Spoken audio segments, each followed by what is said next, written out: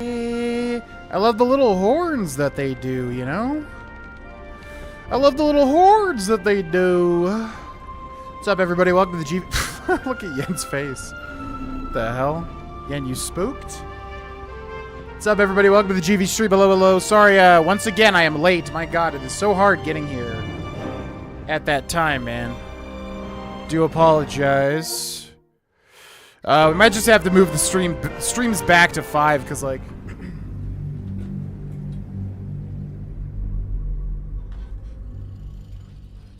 I can just not seem to get here at 4, man. It's like, the main thing is, like, the gym has been, really busy, obviously, with, the new year and everybody starting up working out. So it's been a little bit harder to get, like, a quick workout done. Not that my workouts now are quick. They're the exact opposite. I've never worked out and taken as much time as I do these days.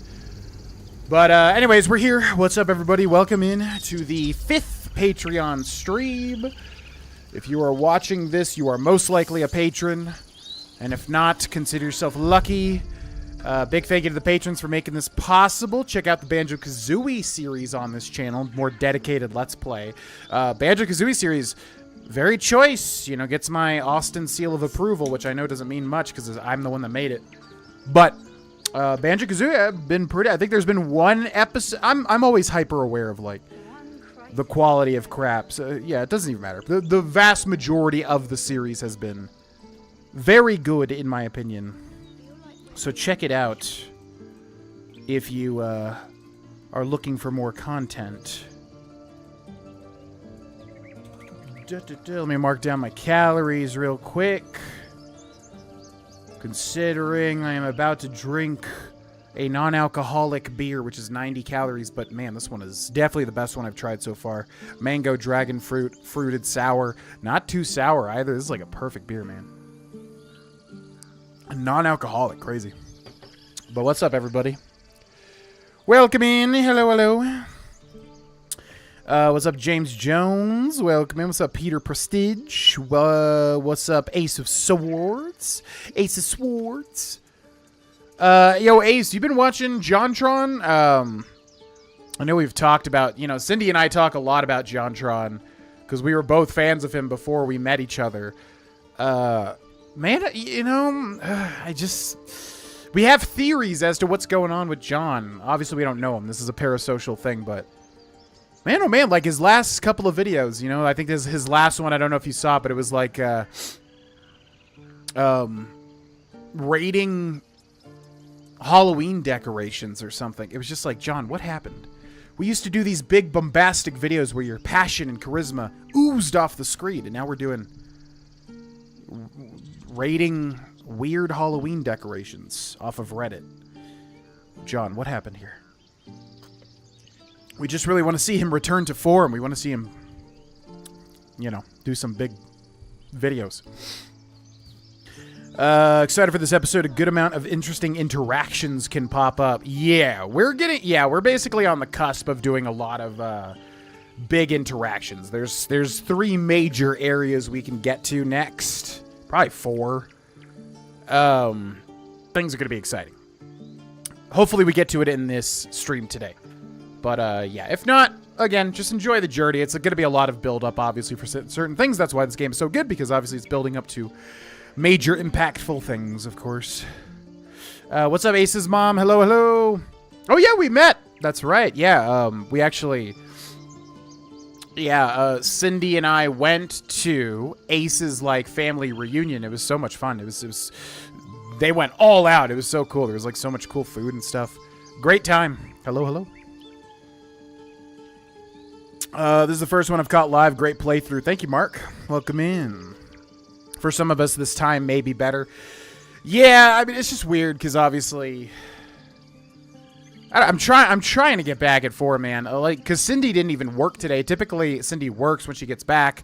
Then I go to the gym. Today, I went early, but like the gym's been so packed. I mean, the workouts just take forever, and I keep getting wrapped up into games with people, which I want to do because it's like it feels weird just like practicing solo shooting. So I want to, I want to be social and be like, okay, yeah, let's play a game. But it obviously takes more time So yeah, this played some basketball stuff with some peeps today. So that's been a bit of a time thing. Anyways, point is, yeah, we might just have to push back the stream to 5 because it just keeps around 5 is when I'm getting back from everything being done. What's up, Low Country Grace? Welcome in. Speaking of content, looking forward to catching Soul Silver episode 14 afterwards / tomorrow. Yeah, Pokemon. Oh, that's the one that went up today, right? Yeah, Pokemon, because I've been like way ahead with recordings because I'm trying to give myself extra time to like experiment with stuff.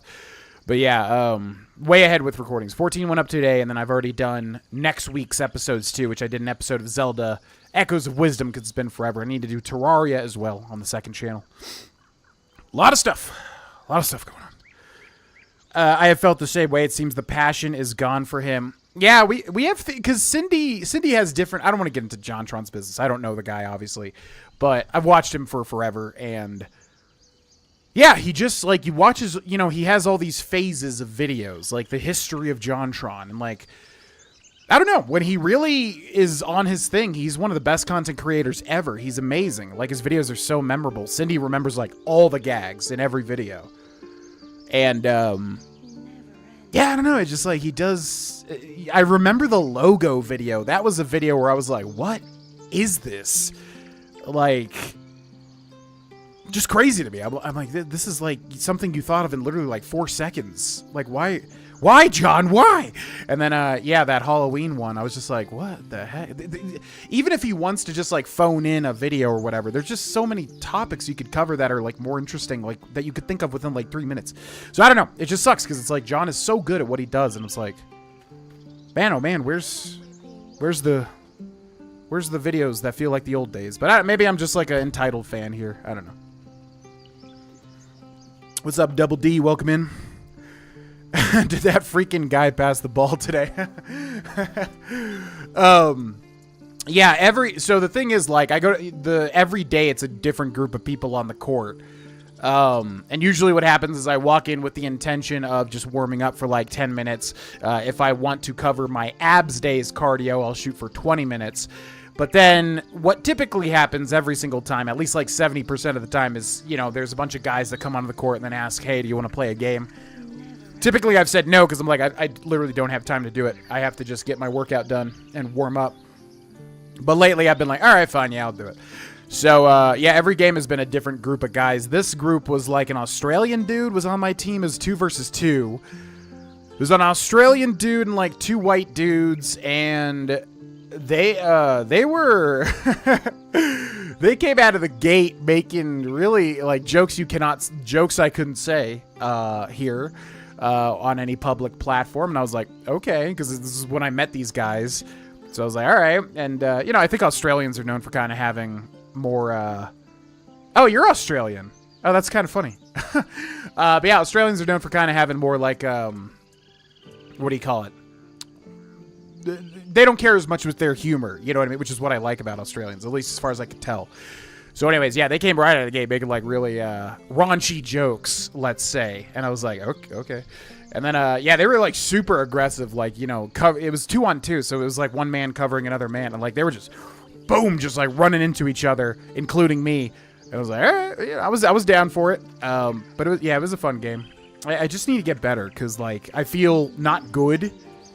But, obviously, I just need to practice and get up to snuff.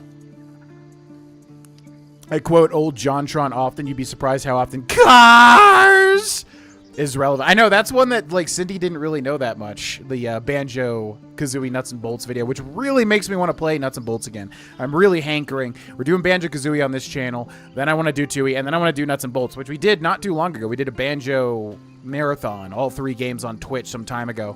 But I want to do it again. Those 3 games, even Nuts and Bolts, which is a travesty. But even Nuts and Bolts, I want to, like, 100% all the time.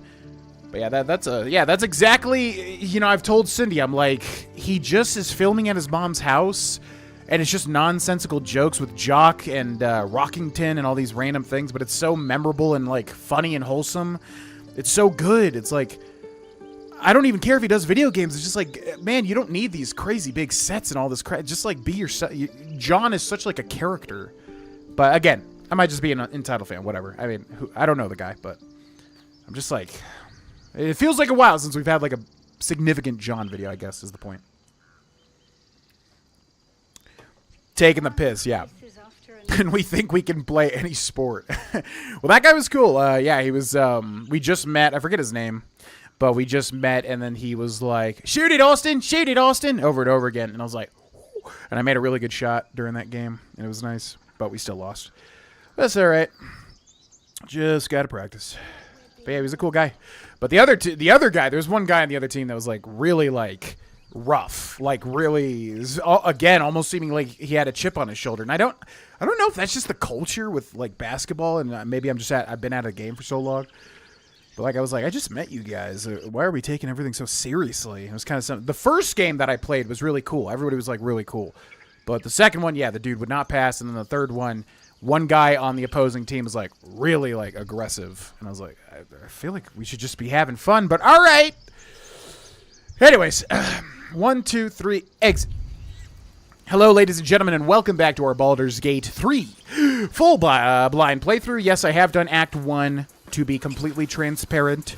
Act 1, I've done basically everything, although there's still things I missed to this day, which is weird, because with Dirge, I feel like I literally was like, okay, every single thing we're getting, and there's still stuff I miss. For instance, getting on top of this hill somewhere for a cache, like, didn't do that with Dirge. A whole little interaction where you reach your hand into, like, a spider den. So that was weird. But anyways, yeah, I've done everything in Act 1, but I don't know anything about Act 2 or 3. So I'm very excited to get, finally do a real playthrough of Baldur's Gate 3. So, story this far.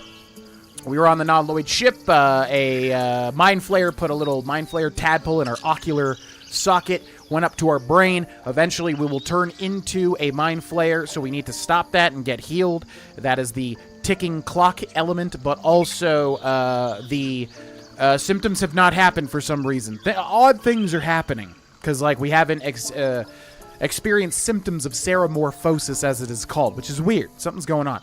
Also, when the Githyanki appeared and attacked the ship and destroyed it, and then we fell off. But before we hit the ground, we were magically saved, and we went boom. So that's weird. Then we kind of found all the party members. We went over here, did all this crypt stuff, found Withers, who can do a bunch of stuff for us back at camp. And then we went up here where the Emerald Grove was being attacked by a goblin party. So in the Emerald Grove, we have tiefling refugees here and then druids here. And we basically have to figure out how to deal with Kaga, because Kaga is the current head of the druids, who is a really mean woman. And, yeah, their normal leader, Hausen, is gone missing. So there's a lot of ways to deal with that, because what the druids want to do is set up a bramble ritual. They basically want to cover the grove in brambles to defend everybody, but that will also doom the tieflings to the goblins. So we basically want to try to figure out a way to make everybody happy, but we need to figure out a way to deal with Kaga, and you can see, you just kill her, but that's the boring option. There's cooler things to do. So, yeah, and then, I guess that's about it. So, what else do we got on the map? Oh, yeah. So, oh, that's right, yeah. So we also met Karlak, who is a, I guess Zariel, even though she's red, which would be Asmodel, but she's Zariel, tiefling, and she's a barbarian. So every companion has a thing, obviously. Her thing is that she has infernal machinery, like, in her heart to make her strong. So we need to find infernal iron to, like, temper it, basically, which is interesting. So we can do that, and then over here we've got the Goblin Camp, where there's a whole lot of stuff. That's a whole thing. And then here is the Githyanki Creche. So a Githyanki Creche is basically like a Githyanki, like, training hovel. They just do everything there, because they're a very, like, militaristic race, right? So we can also go to the Githyanki Creche and figure that out with our party member Lae'zel, who is a Githyanki. And then down here, oh, the swamp, right. So we also found hidden messages between Kaga, the druid leader, and somebody in the swamp. So we can also try to figure that out. So basically our options right now are go to the swamp, figure that stuff out, go get Karlak's infernal iron to help her temper her iron machine, or infernal machinery. Go to the Goblin Camp, which we definitely want to save for last. The Goblin Camp is crazy. And then Githyanki Creche is probably last, actually, because this is, like, on the outer edge of the map. So, I think what I want to do is I want to go see about Karlak's infernal machinery. That's what I would like to do. Why won't it let me place a marker? What the heck? No, no, no. Place a marker. Yeah, custom marker. Do that. Create. Okay, and then we're gonna go here, and we're just gonna go directly west. Let's do it. What's up, Ghost Ninja? Welcome in. Hope you're having a good day. Remember to summon a Quasit before combat. Good shout. Yes. Yeah, we should do that, because we took that pack, and we never used it. So we should... Yeah, it's weird. You got to summon it before combat. Out of combat, which is bizarre. I didn't expect it to work like that, but... Yeah, I want to do a Quasit. We can summon an Imp, a Quasit, or a third thing that I definitely was immediately like, I don't want that. But a Quasit's a weird little guy. He's like a little bug sort of creature. Did we do... What is up here? I think we did this already, but I'm just going to check. I think this was the spider... The spider cache, I do believe. That's definitely the spider cache. Question is, can we get down to this bridge from up here? We might be able to. What's up, Victor? Welcome in. BG3 is really starting to grow on me. I'm debating buying the game myself after your streams. I mean, listen, everyone, you know, it's subjective, obviously, what you're going to like and dislike. But I can tell you, I think I have a pretty good mind for what is a good game and what's a good, like, investment in terms of gameplay. You're not really going to beat Baldur's Gate 3. I mean, unless you just flat out don't like, you know, high fantasy CRPGs or whatever. You're going to have a tough time finding a game with as much value as this. And obviously, I have not played 2/3 of the game. But I really don't need to see, unless they literally just bungle the entire thing and, like, somehow completely fail in Acts 2 and 3, which I have not heard of. I heard people kind of don't like how the story goes or something like that. There's bits of that sort of thing, so I'm not sure about that, but... Yeah, unless they just completely bungle Act 2 and 3. Flowers. It's a safe leaves, bet, for sure. Grass. Can't beat it. Can't beat I it. was raised in the city. I'm more used to feeling cobblestones underfoot than grass and fallen leaves. Yeah, we have our hair... To Avernus, I'd have agreed with you. Nothing quite like Baldur's Gate, is there? Nothing in my recollection, anyway. Yeah, and we have a little harem here, which I didn't mean to set up. It just kind of happened unintentionally. Might switch a dude in to have a little bit of variety, but, yeah. Goblin's drawing. Ooh. Interesting. Smell that. Fresh forest air. You just said this. Only fear. The fear of cowards lying in wait for an ambush. You can take a day off once in a while, Lae'zel. All right, ladies, enough ambient dialogue, please. Trying to concentrate. Go sleep if such a thing. Ladies! One advantage an elf holds over a Githyanki. Drawn in thick charcoal lines upon an animal's skin, this childlike portrait depicts 3 stick figures, a goblin with sparks in its hands, a square humanoid figure, and what seems to be an elf. Each of them is wearing a simple crown. Defeat the goblins. Why did that update that? That's interesting. Broken loot, gold. I'll take the broken loot just in case you can, like, repair it or something. Bunch of dead goblins and stuff around here, which is quite interesting. And a rogue's morsel. A rogue's morsel. Dealing with Kaga could be the way to go. Yeah, there's like 3 different options, I think. So I think you can rescue Hausen, have him come back and kind of be like, hey, Kaga, you need to chill. I'm the guy in charge now. Or you can just flat out kill her, but that's kind of the boring, simple option. I mean, you could definitely do it if your character would do it, obviously. But, you know, that's a little barbaric. Or you can go investigate the swamp, which is way more interesting from what I remember. So we're definitely going to do that, I would say.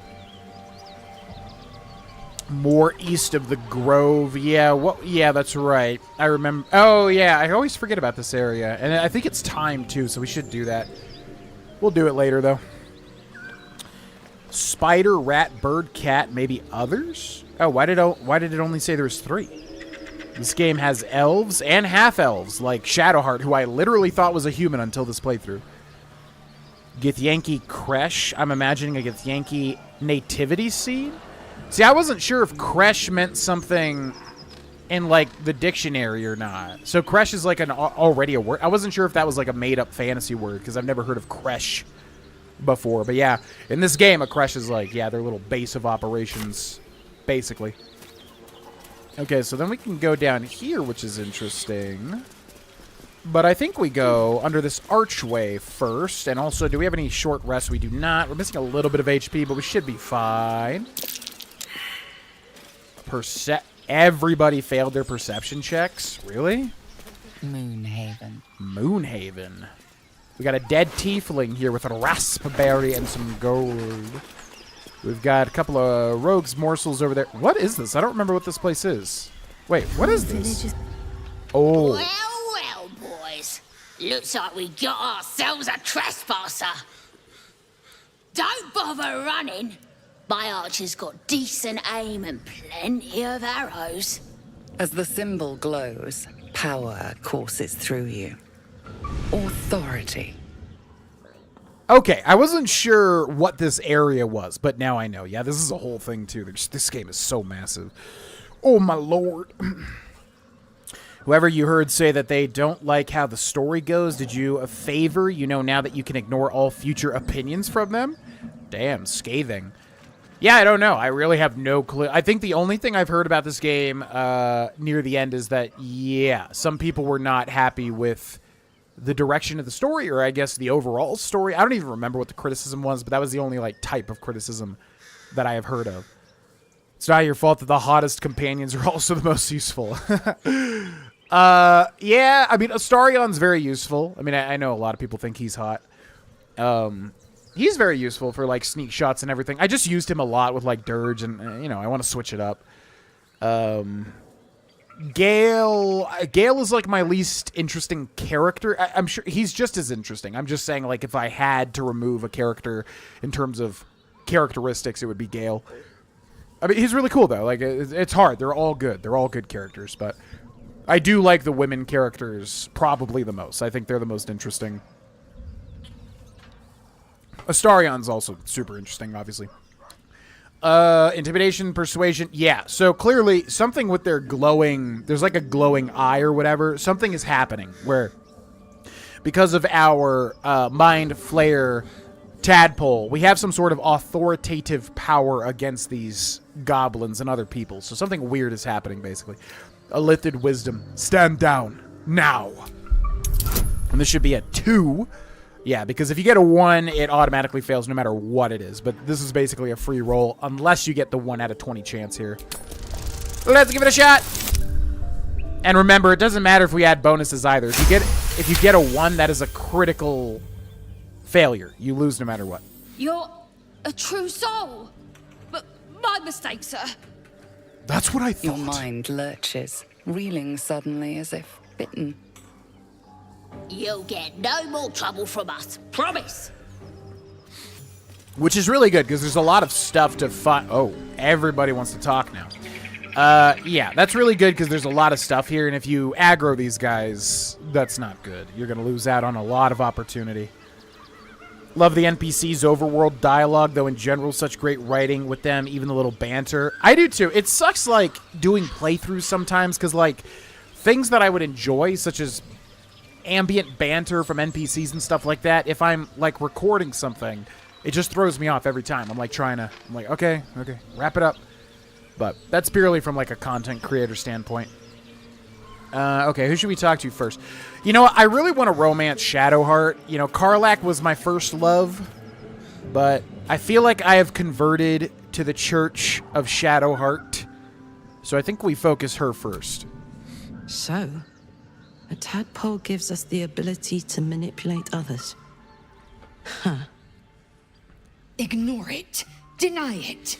This is nothing but a disease, and every use will sicken us further. It's already living in our heads for free. May as well see if it has any value to us. It's only valuable if we understand it, and we don't. Not yet, at least. Wise words, Shadowheart. Yeah, it's weird. It's like I really don't know how this is going to culminate.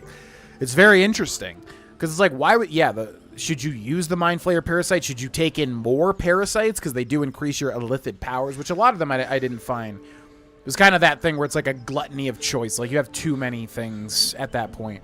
Although I could be wrong. But I really don't know. I'm very curious to see, like, what happens with the illithid powers.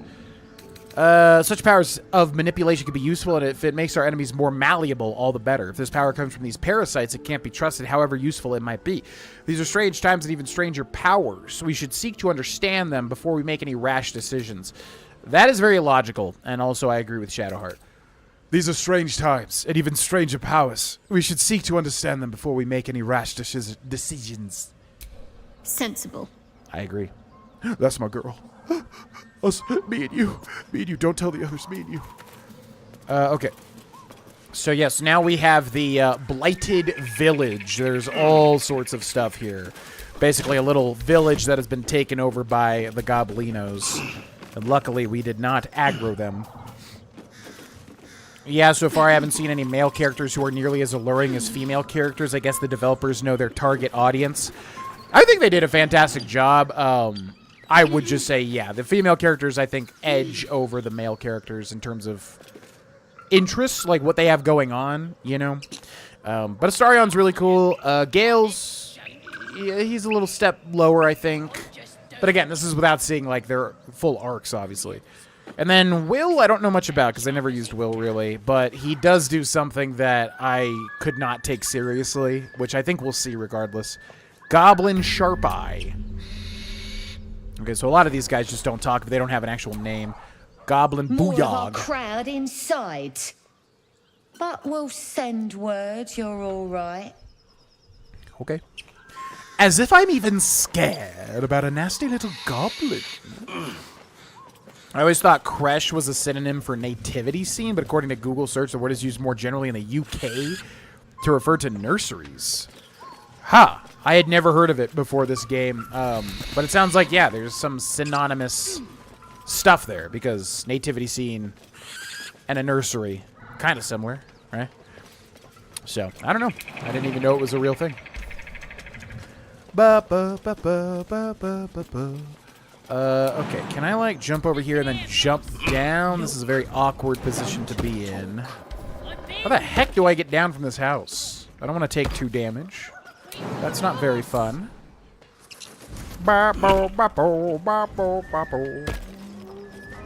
Deciding dialogue, you must always consider who is this going to help me romance.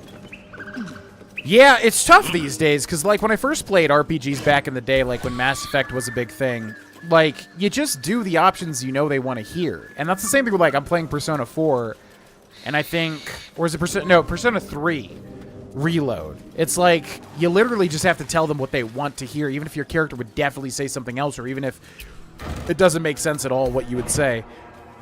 So it's weird, because, like, these days, it's like, I put the bigger priority on what would my character actually do or say. That's more important to me than, you know, just appeasing everybody. But yeah, like, romancing back in the day with, like, Mass Effect's, like, just literally tell them what they want to hear over and over again. But I can't do that anymore. It doesn't work for me. I have to stick with what my character would actually say. What does that say? The Wonders of Fandalen. Beautiful. Okay, we got a shabby wardrobe with nothing. There's something with this house, right? There's something with, like, every house in this village. Something weird going on every time. Household prayer. How do I... There we go. Lathander to light, Saluna to guide, a Kelimvol to judge, and passage provide... We definitely found that prayer before. That's like those Oblivion notes that are, like, saying the same things over and over. Oh my god, so many things in here. Garbage. Antidote is probably good to grab. I'll take that. Thank you. Shabby wooden doors, let's open those. Maybe that'll help us do something. I don't know. Lacolite? No idea what that is. Recipe unlocks suspension of Lacolite. Okay. Oh my god, there's so much stuff here. Cauldron, bottles, stool, iron candelabrum, empty potion bottle, potion of healing, potion of sleep. I want that too. Apothecary's ledger. Oh my god, so many things. Let's read that. The ledger is filled with cultivation instructions for a range of medicinal plants. One entry is underlined. Deliver specially requested plants to the cellar. Keep away from prying eyes. It says there's a cellar here somewhere. Oh ho ho. I don't see one. Well, we just have to be a little patient. I'm sure we'll find it. I'm sure there's something secret. There's a wooden hatch literally right there.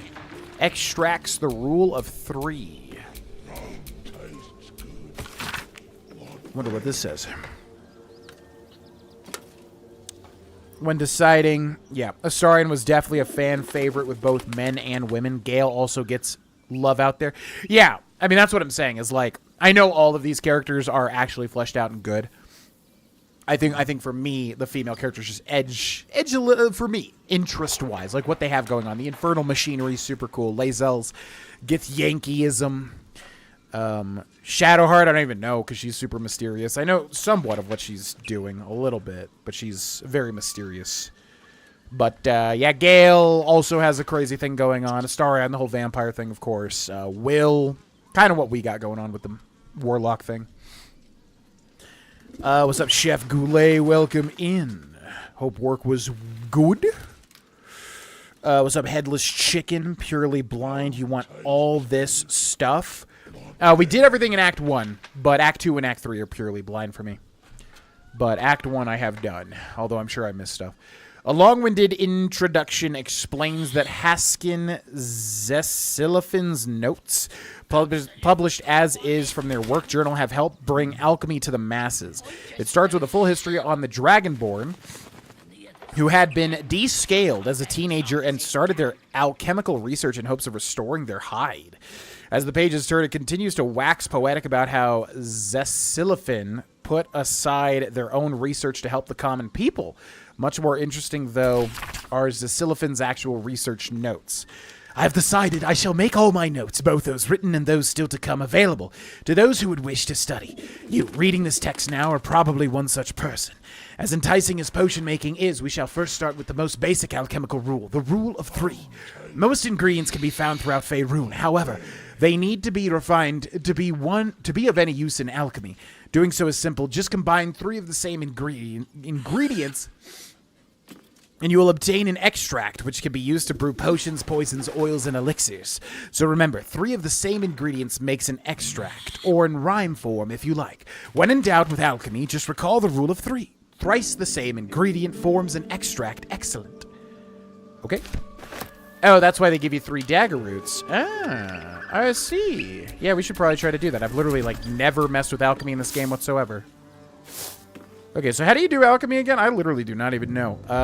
Is it like here? Yep, alchemy. I literally have never once done this. Extract. Extract all ingredients. Sublimate, salts, essences, ashes, vitriol, suspensions. So what did he say? It makes an elixir, right? Or did he say it makes an extract? It was something with an E. Extract all ingredients. Create extracts. What? Wait, I'm confused. Didn't he say combine 3 things make something?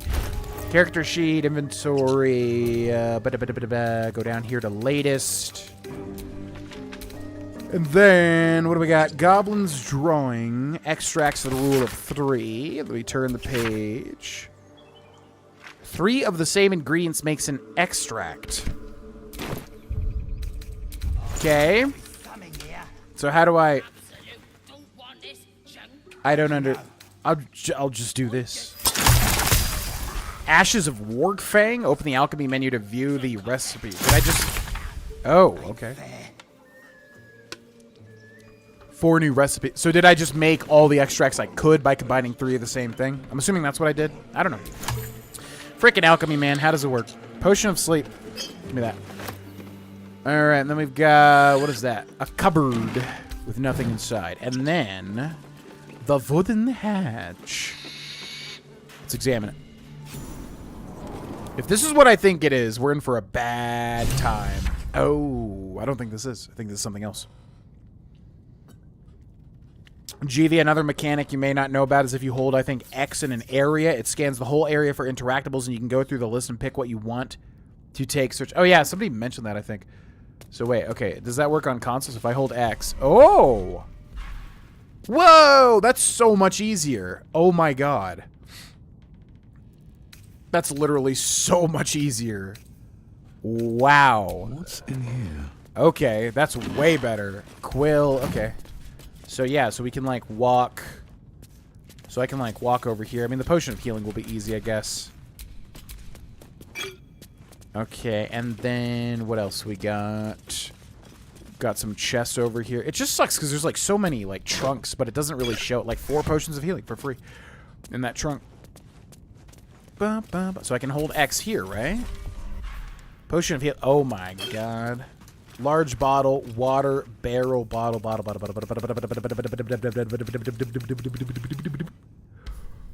That's so much nicer. Holy moly. So I can just walk over here and then go whoop. Incense, round flask, elixir of poison resistance, healer's log. And we can read it too from this menu. So nice. Patient Samson, occupation blacksmith, malady gout. Comment, Samson's become accustomed to the good life since he acquired that new apprentice. I gave him a tincture of autumn crocus and told him to avoid red meat and ale. Patient Brandley, occupation Cooper. What's a Cooper? Malady, large wood splinter in hand. Oof. Common, splinter removed, wound cleaned, doused in balsam ointment and bandaged. Patient Timmick, occupation none, child. Well, okay, so he's a child for a living. Malady, swallowed bottle cork. Oh, God. No hardness or blockage in stomach. Your cork should pass without causing harm. I gave the lad a stern warning. Patient Dida. Occupation apprentice blacksmith. Malady, minor burns to the face and hands. Another burn for Samson's eager young apprentice. The usual treatment was applied, but I urged her to slow her pace at work before she inflicts real harm on herself. Okay. Actions and pick up. Suspicious poison? What is this? Pick up actions tool. Is there like a way to examine? Yeah. Suspicious poison. Is that just death until long rest? Don't be fooled. This potion will leave you worse for wear. Okay. What the heck is this? Belladone. Might be useful. Okay, we got weave. Something over there. Okay, we just discovered something. Autumn crocus, garlic, which Cindy is currently cooking with because I smell that garlic right in this room. It's filling it up.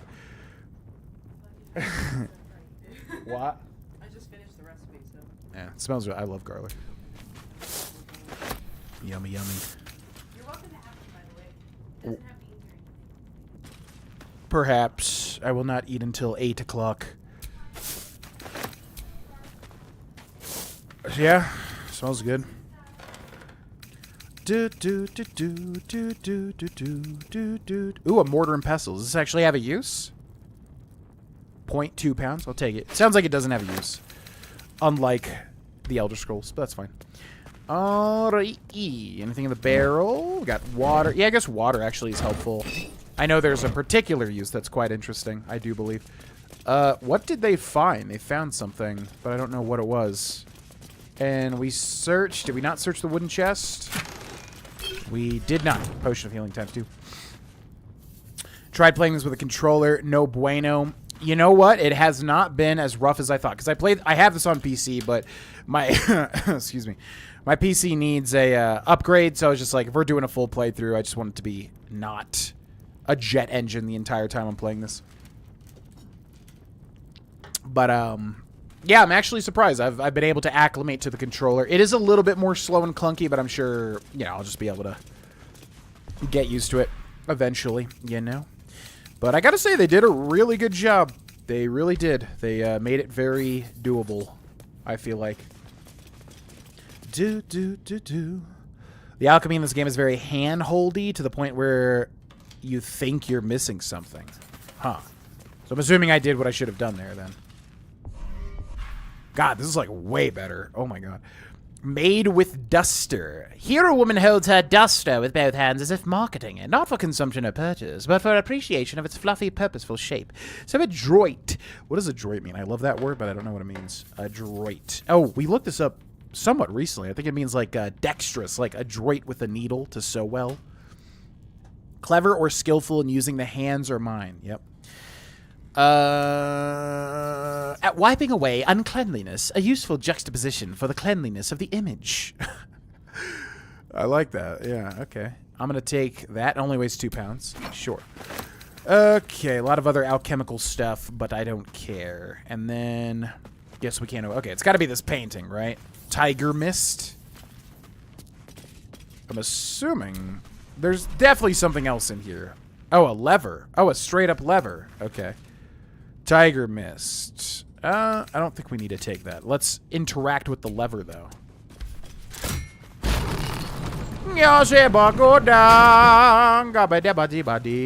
Secret passageway. Look at that. You'll be doing that everywhere now, for sure. That's way better. Hold X mechanics is going to shave a couple of hours off this playthrough. Yeah, for real. I know someone mentioned it before. I think multiple people. But sometimes it takes multiple mentions for something to stick with me. I had a situation where I had to manually mix ingredients. If they were new, they wouldn't automatically convert with the others that had been done previously. Huh. I played PC first. It took time to get used to the difference, but I have no issues with it now. The wheels just need to be edited from time to time. Audited. Yeah, I'm actually really surprised. They did the console version way better. I was like, is it even playable?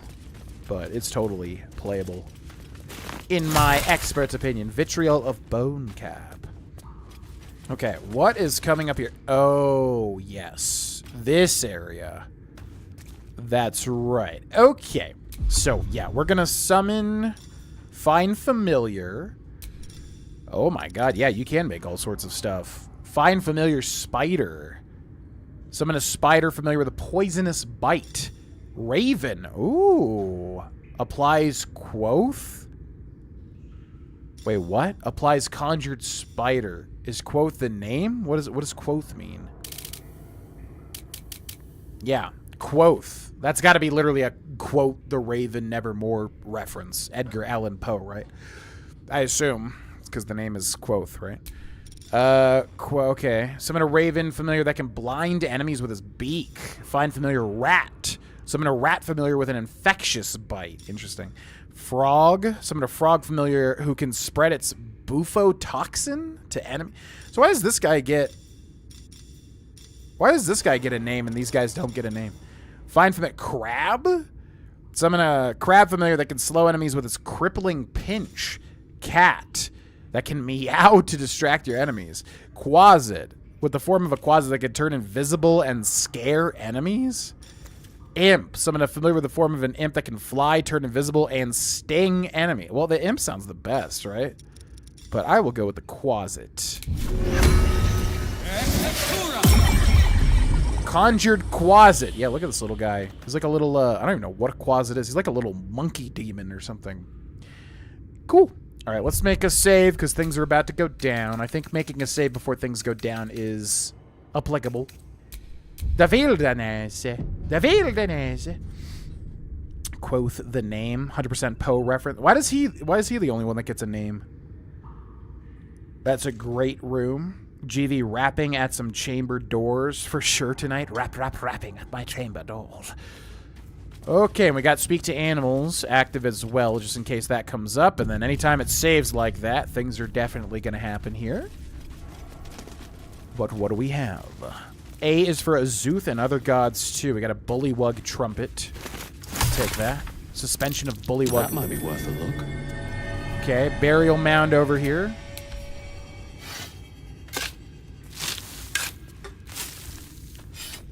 What do we have in here? Wooden chest, scroll of featherfall, and 5 gold. Moldering caskets. Okay, very weak caskets lying about. Very weak. And then we've got weave moss over here in the corner. I don't think we found that yet. Well, seems like we can just leave. Oh, there's like a mirror here. Interesting. Okay, a whole lot of bottle. Does it show what's inside, or do we have to, like, open? I guess we have to open these to see. But luckily, that's pretty quick. Wooden trunk empty. Okay, nothing over there. And then, yeah, what's the deal with this mirror? Ornate mirror. I don't remember this. Well, let's see. Hello. Open? Speak your name. Speak your name, and the K was like offset for some reason. Warlock Arcana. Examine the mirror trying to understand its magic. Tiefling. I'm at Memnon Thrace. I'm assuming that's some sort of tiefling reference. Examine the mirror trying to understand its magics. And then we'll add guidance because it's always free. So DC of 10. We've got a good amount here. That'll do. That'll do it. You can get a permanent quasit if you do this right. Like this particular room. We just happen to summon a quasit and also relates to quasits. The magic is old and wavering, but you recognize it. The mirror is a thinking lock, hiding some secret. The face is crafted to be pleasing, but the personality is just a reflection of the wizard that created it. Speak your name. Tell it your name. Okay, so what's the deal here? Ornate mirror says speak your name, and again the N is like kind of cut off here. Speak your name. When I was 8, I memorized the Raven and would walk around my house driving my mom nuts. Thanks, Encarta, to those who remember that gem of software. What's Encarta? Don't want to touch anything that's moldering. What is moldering? God, we're learning all sorts of words today. What is moldering? Molder. It's a verb.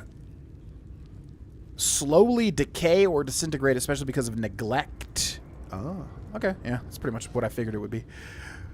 What's going on here? Okay, examine your appearance. Tell it your name sounds too obvious.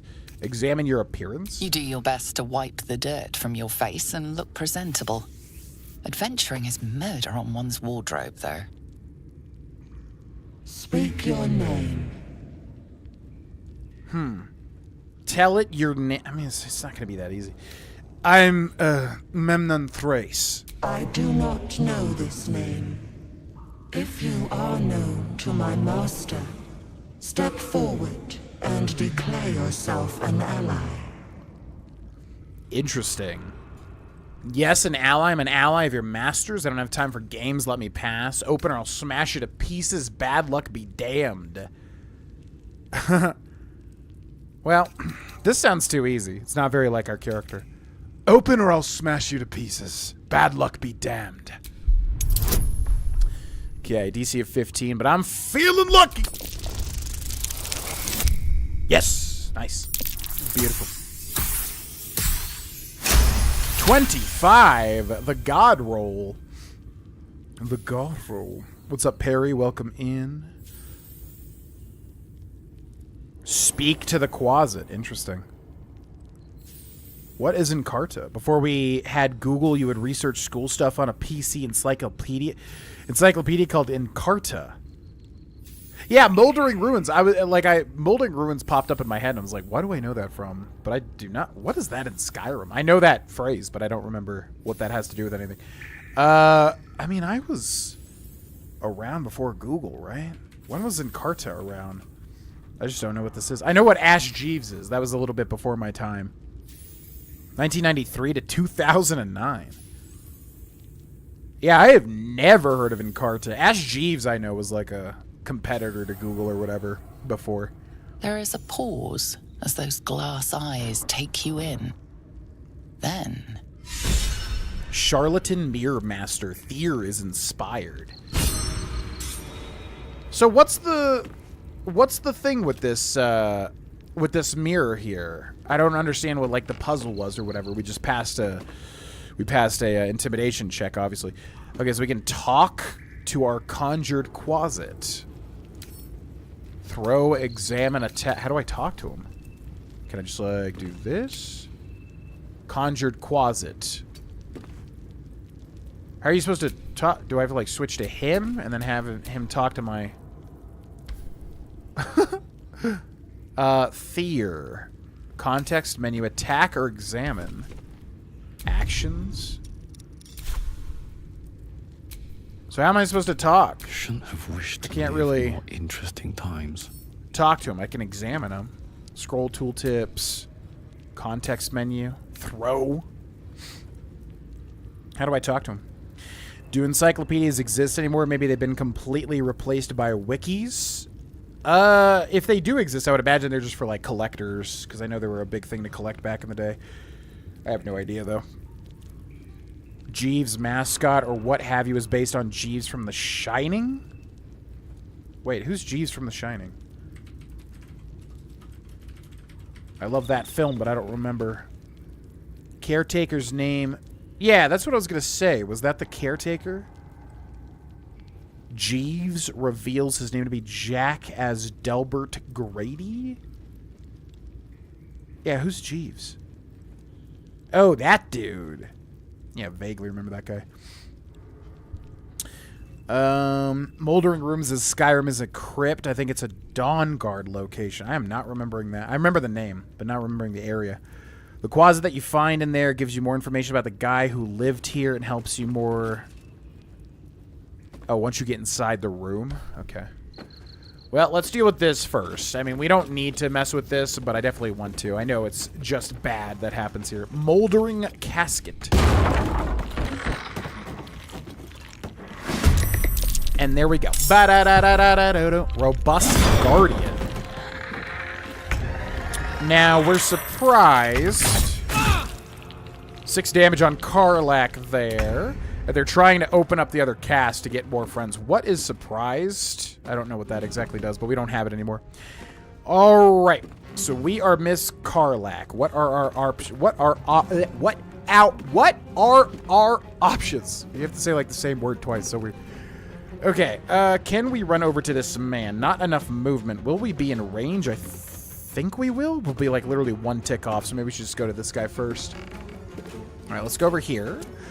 And then what can you do, Miss Karlak? You can Frenzy, which how does this work again? Your rage turns into a Frenzy. You gain a Frenzied Strike and a Rage Throw. You can also make Improvised Weapon Attack, but you can also Reckless Attack, which is kind of better if you don't need to rage, right? Until your next turn, you have advantage on attack rolls, but enemies also have an advantage against you. But if they don't attack you, it doesn't even matter. So I'm going to go for the Reckless Attack. Is that active? Oh, it's literally an attack. I thought it was like a status. Okay. And then advantage against this guy for 84% chance to hit. We hit for 8 damage. We have a bonus action, which...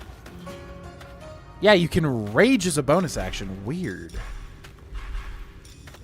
Okay, applies Frenzied for 10 turns. Your rage turns into a Frenzy. You gain Frenzied Strike and Enraged Throw. You can also make an Improvised Weapon Attack as a bonus action. It costs a bonus action and a Rage Charge, of which we have 3.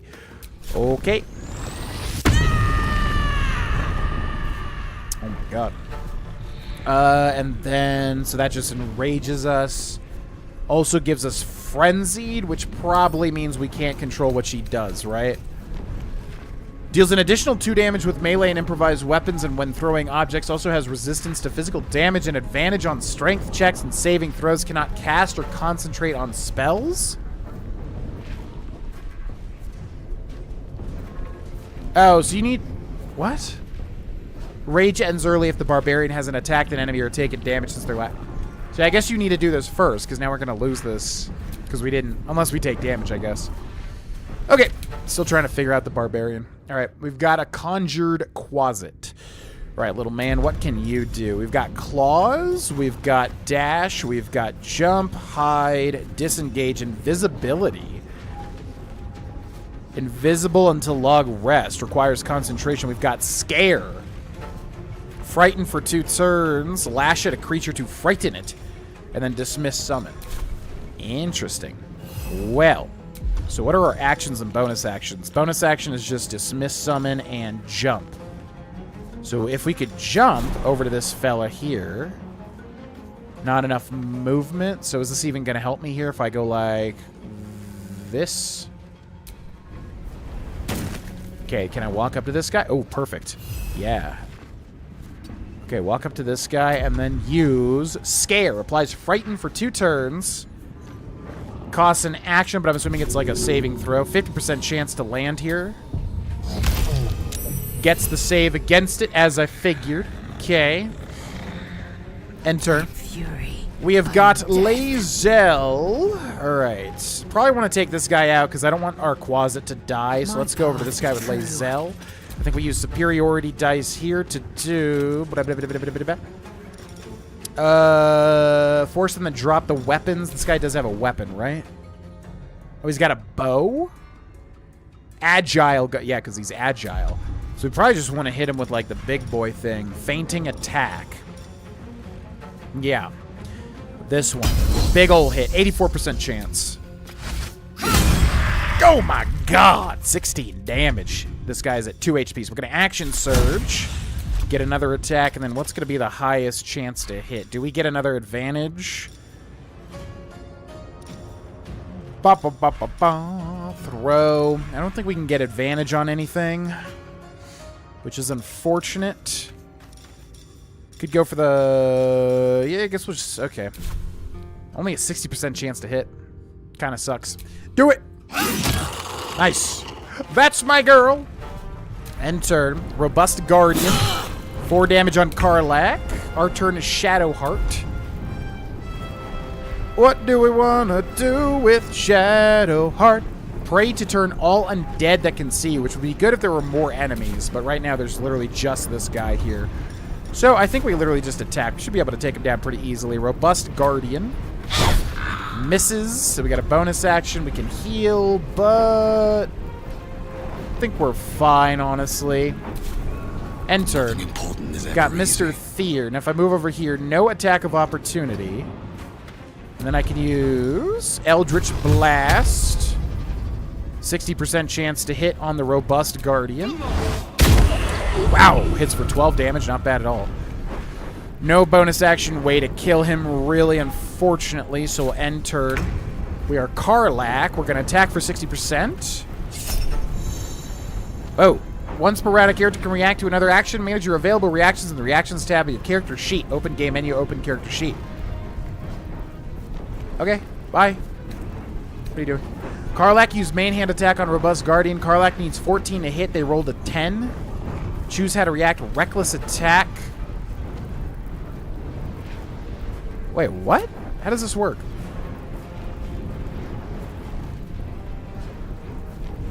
I don't know. I thought reckless action was... I thought reckless attack was an action, but it's a reaction as well? Okay. Sure. Yeah, that'll work. Absolutely. Alrighty. Not too shabby. Short sword on this feller. And what do we got over here? Agile Guardian. Longbow. We still got our Quasit. Do we want to heal Karlach? Yeah, she should at least use a healing potion. That would be good. Potion of healing. So, can I... Slot customization. How do I just, like, give this to her? Because if I do this, it just heals us, right? Do I have to literally go into the inventory to do this? Feels like there would be a better way, you know? What is that? Suspicious potion. Don't want to do that. Healing potion, where are you? There you are, you're so many. We will send that to Karlach. No, not the whole thing. Oh my god. Yeah, this was always confusing to me. Well. Okay, so drink that. Oh, okay. She really likes that potion. And then send those back to Theater. There's got to be a better way to do that, but that's fine.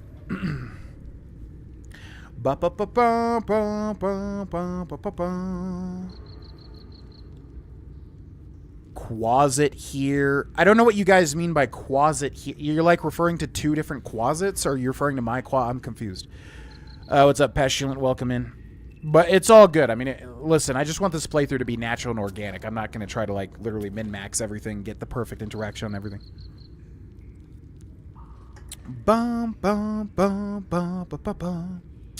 Yeah, Lae'zel was always super-duper reliable. I remember that. I used Lae'zel in the last playthrough. Act 1 playthrough. And she was very, very good at dealing damage. The Mouldering Casket. I know there's more of these guys. A is for Azuth and other gods. We definitely have read that before. Another Mouldering Casket. Wait, is that literally it? Scroll of Summon Quasit. Oh. There's another Quasit. Nut Buster? Oh yeah, what the heck is this thing?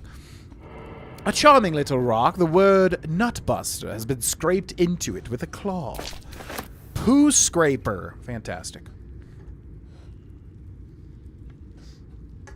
Every name that starts with car, I say in your car, Elia! In KC, we have a defensive back named Carlotus. So I say that on game day. Oh, yeah. There's going to be someone out there one day that'll get that reference 50 years from now. For sure. Play together in multiplayer, then taking them both over? If you're going to miss, you get to use it as a reaction, giving you advantage, so you get a second roll. You then give the enemy advantage on attacks against you. Right, but that still seems like really freaking good. Like, what the hell? You can miss, then use... Because if they don't even go for you, it doesn't matter. And then, you know, you can usually probably take a hit anyways as a barbarian. Yeah, reckless attack. I got... Poo Scraper. Fecund? What the heck is fecund? All these new words. Fecund? Fecundity. Oh my god. Producing or capable of producing an abundance of offspring or new growth fertile. Fecund. That is not what I was expecting to read there. Fecund and revolting. The abyss is not the worst place this has been. Okay. Sure. Shovel's friend what is happening in this moldering casket? Shovel's friend finder. Shovels can be used to dig up wondrous bounties hidden beneath the earth. Just because it is pitted with rust doesn't mean it isn't ideal for digging up new friends. Friend. Eyebrows, horns, and rosy cheeks have been drawn upon the skull in a number of bodily fluids. Who? Yeah, I didn't understand what was happening here the first time. Like, who did this? Just these skeletons? Well, that's really bizarre, but alright. I thought there were more skeletons here, but I guess that's literally it. Dark Journal. Ooh. 6 Night Hall, blah, blah, blah. I pay no service to the gods, but by some blessing this village believes me and my apprentice to be simple healers. My tattoos are hidden, my red robes locked away, and my lab secured. I have not heard the word they since we arrived, and only my apprentice... Oh, they. And only my apprentice knows me as Ilan Toth. Oh, you gotta read this first. That's... Okay, now I understand. Before the mirror. Or past the intimidation check. This place is not ideal for research. My research, but I can never return home. Not the way I escaped. I'd be put to death, with worse to follow. The work here is simple, and allows me to continue my research at night. But progress is slow. Reanimation seems easy, but restoring life? That eludes me. The tome contains the magic I need, but it fights me at every step, as does my apprentice. At least my familiar has made it easy to secure bodies without raising suspicion. This will take time. Will the Zelkirs find me before I can bring her back? I cannot say, but if they do come for me, they'll have to face the guardians I've raised. Aha. Search the cellar. Okay, so you're supposed to find that guy's name, and then you can answer the mirror, obviously. She was really into that potion. Also, what is the point of coming up here? I guess as a strategy for getting the high ground. Select them and then go into the inventory and drink it from whosever inventory it is in. Yeah, okay. That makes sense. It's always funny to me when it's always funny to me when voice actors go that extra for just... Although you don't know what the direction they were given. Maybe they were just like, oh, I need you to moan for something. And then they applied that to the potion drinking sound. Okay, let's chill on the back seating and stuff. I want to figure stuff out. I don't want to just be told, like, you know, what to do in this game. And, like, you know, every interaction we're going to miss interactions. It's just going to happen. You know, that's the nature of this game. I want to have an organic playthrough where I'm trying to figure things out, not just, you know, being told, like, everything.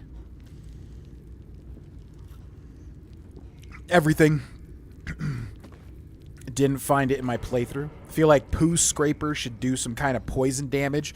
I was literally expecting that to happen. A well-guarded laboratory. What were they hiding down here? What were they hiding? Okay, so...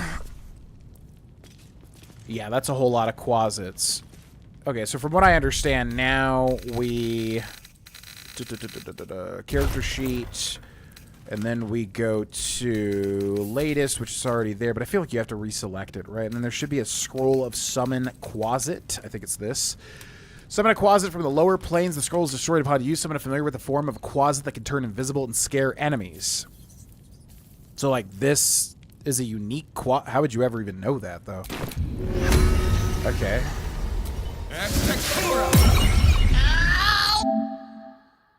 Oh, Rag. Never summon Shovel. Never feed Shovel. Now call Shovel. You recognize the tiny fiend, a Quasit. Wicked creatures, often used as familiars. Wait, you're not Illy? Ilin Toth. Wow, yeah, I will say I probably would have never thought to do this, though. But yeah, I don't really want to be told, like, you know, of all the stuff, just because I wanna absorb the game myself and come to understanding myself. But I probably would not have known that, because that's a little tough to... When you look at the scroll, if the scroll was unique, like saying, like, summon, like, you know, the dude's familiar, whatever. But it would be hard to put that together.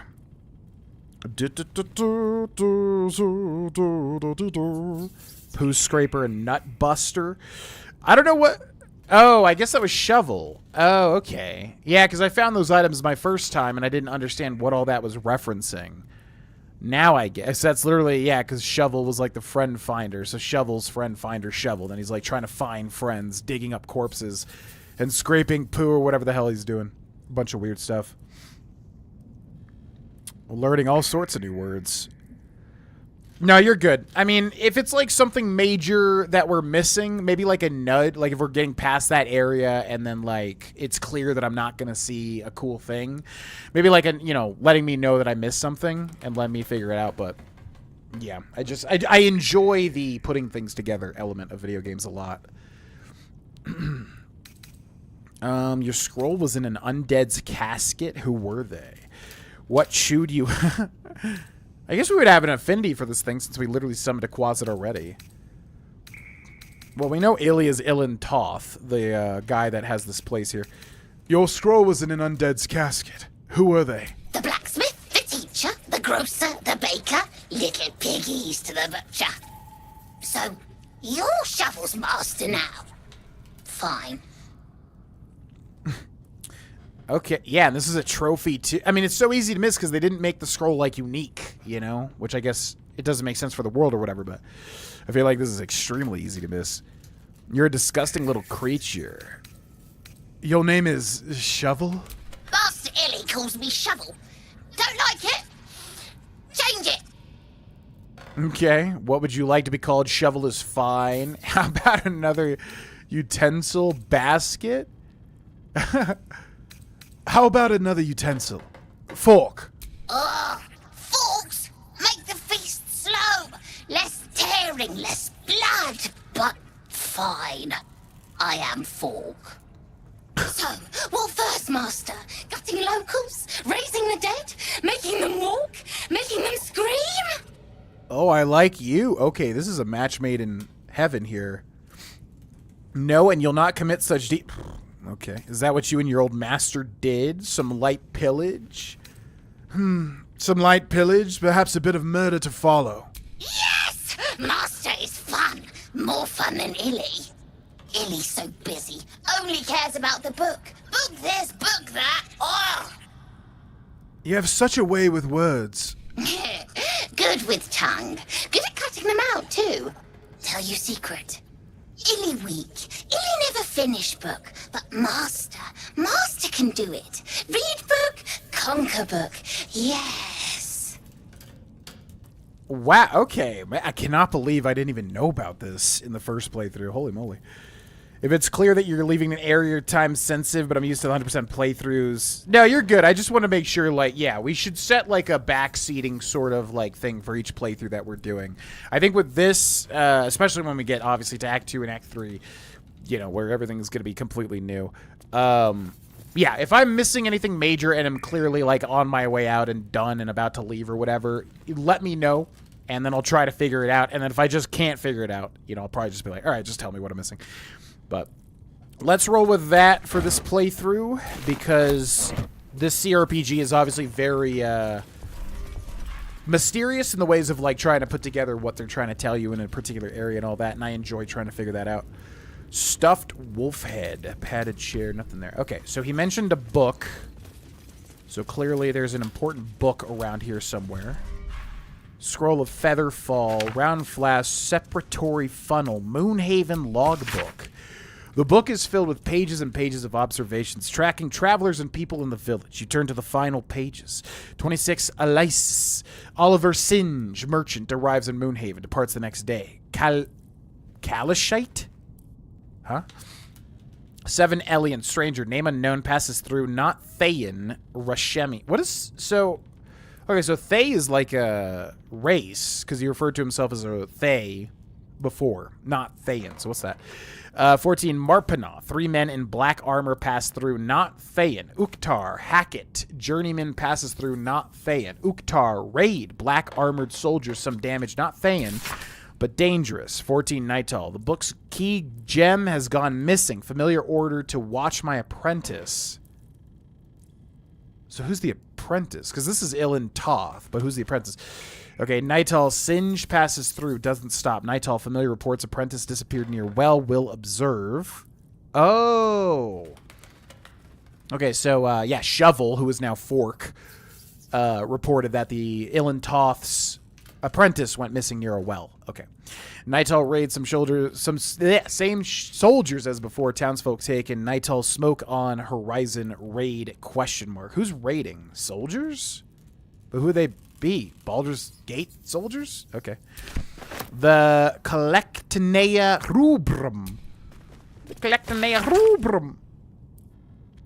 You can respawn him after every short or long rest. He's a permanent dude if you want him. What? So how do you... Because we use the scroll. So is that just like in our spell inventory now? Yeah. Yeah, incredibly dense, which is why this is a very tricky game for like trying to figure out the best way to like backseat and stuff. But I think that's a good way to do it. You turn page after page filled with strange alchemical sketches and formulae. Some are written plainly, some in runes and scripts you barely recognize. There are guides to transmutating metals and recipes for weapons of war, but more than anything else, the book is concerned with reanimating dead flesh. Basilisk oil. So yeah, we're definitely piquing our interest here as a warlock for sure. Empty poison bottle, bunch of skulls. Yeah, this is very much a nasty warlock's place of work, you know. Research notes. Raised dead, failed, gone too long, body decomposed. Reanimation failed, came back as ghoul, had to kill again. Smooth skin. Speak with dead failed, answers unhelpful. Clone failed, needs living tissue. Reanimation plus clone failed, had to kill both ghouls. Resurrection failed. Why? Magical curse? True resurrection. I have reached the limit of my skills and resources. The book offers help. Dare I accept? Another reference to the strange book.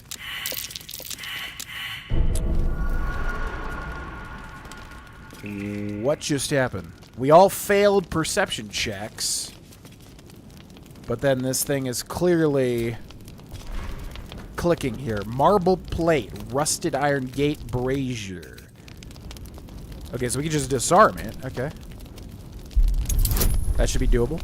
So, is this glitched? Because it doesn't show the trap disarm toolkit in the bottom left. But it should be there, because I don't have an option to put it there. And we definitely have one. So is this just like a console glitch or something? Ooh, it might be enough. I think it was always going to be enough. Cool. Okay. So that is disarmed. Be wary. This place is trapped. And there's a book back there. Clearly the book that has been referred to. Now we can open this, but it's locked. So the question is, can I lockpick it? I wonder what's past this. We definitely lockpick it. We have a whole lot of bonuses as well. And we have a lot of trap thieves' tools. So this should be doable. Easy. Easy.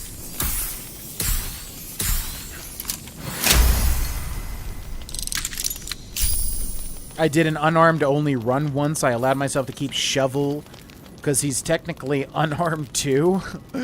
Wait, so how do you keep him? Because I do want to keep him. That's way cooler. Is he just like in my... It's weird because you like read a scroll of summoning a Quasit. But that wouldn't mean that you just have that spell. Unless you have to use like Gale or something. Can you please make one of the book NPCs Australian? For sure. I will try to do an Australian accent. Yes, definitely. Did you see Shovel? What is that? What is your friend there? It's a Quasit, which you can summon as a warlock, or I think maybe only a war. You can summon these guys. They're like little Quasits.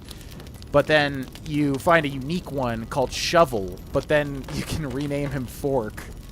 Because you could say, like, how about another utensil? A fork? He's like, okay, I guess that's fine. Oh, I love him. See? But yeah, Tell that's you Fork. choose Beefy. God, Trust me. precious. Always. Always. He's giving me Schmeagle vibes with the way he talks. Yeah. Yeah, he was like... Because we're playing kind of a morally gray warlock, so he was like, can we murder? Can we do that? And I was like, yeah, okay, a little bit of pillaging, a little bit of murder. He's like, you're so fun! Much better than Master! Yeah, he's a cool little guy. I love him. It's amazing. Mwah. Y'all. Love when everyone fails and pending doom intensifies. It's a glitch. Okay, that's what I thought. I think you have to learn the spell before summoning it. It's a permanent spell in your list now. Okay, have a good lurk, James. Okay, so it's just a permanent... Interesting. Yeah, because, like, who the heck would ever do that? Who the heck would ever think, like, oh, I can do the Quasit thing. Okay, we gotta, like, as a warlock or as a wizard, learn that and then be able to summon him more. I feel like no one would ever do that. So hopefully it is just in our thing, but I guess we'll figure it out. All right. Why is everybody failing perceptions all the time? Best avoid that trap. Yo, good job. I think that was Shadowheart. Okay, we got a trap over here. The Gargoyle Statue, which has greater toughness. What is greater toughness?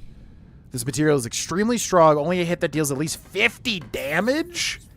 Oh my god. Okay. Well, let's disarm that. That would be smart. Guidance, please. Can I have a guidance, please, boss? That's rough. Oh, you just couldn't give it to me, huh? Failure. Inspiration. But... Can I just... do I even have to use inspiration for this? I'm going to do it just in case this does set it off. But I feel like I can literally just try again with the thieves... with a disarm tool, right? But... let's be smart here. There we go. Fantastic. What's up, Spirit? Welcome in. How did practice go? It should be there. I know Gale can dupe it unless there was a step we missed. It's always possible with this game. I mean, the fact that they, like, gave this guy... The fact that they made Shovel, you know, a whole-ass character. There's got to be a way to resummon him. They wouldn't just do that and, like... You have to have Gale in your party and learn the Quasit summoning thing first, or else you just lose him forever. That would seem really crappy, but... I don't know. Perhaps that is how it is. Spider Silk Cocoon? Inside?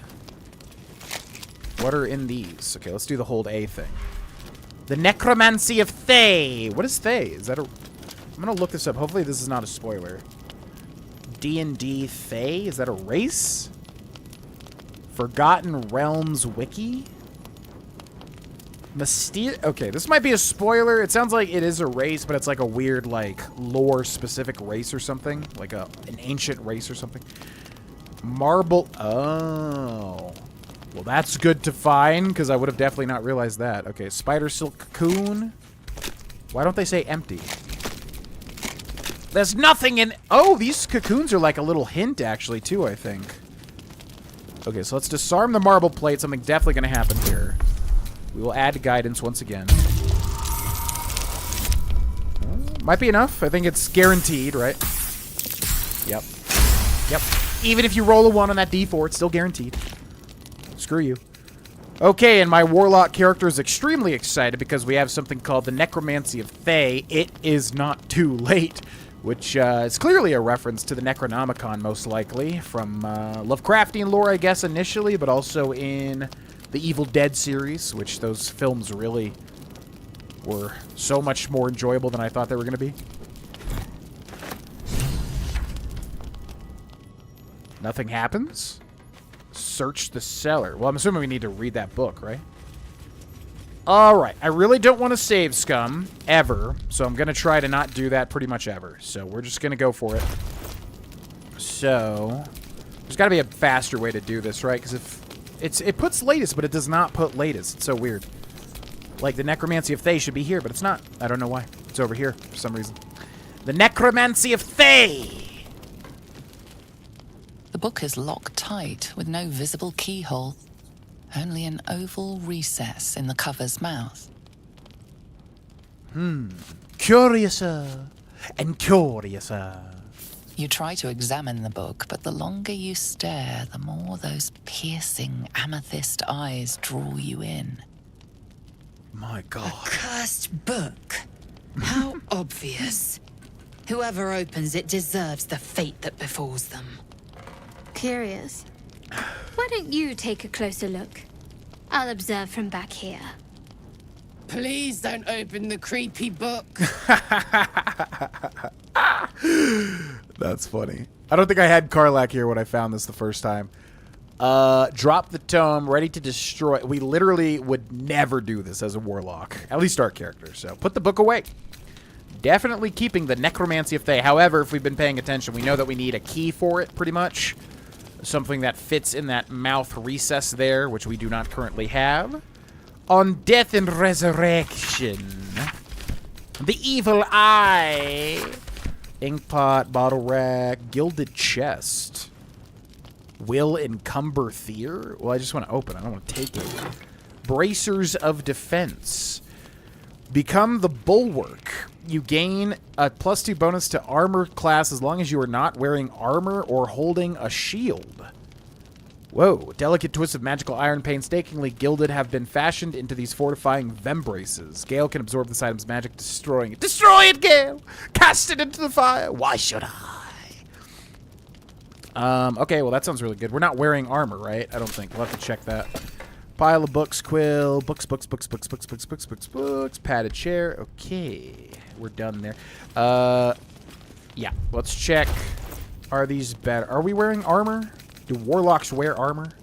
Padded armor, light armor. And that is what we are used to.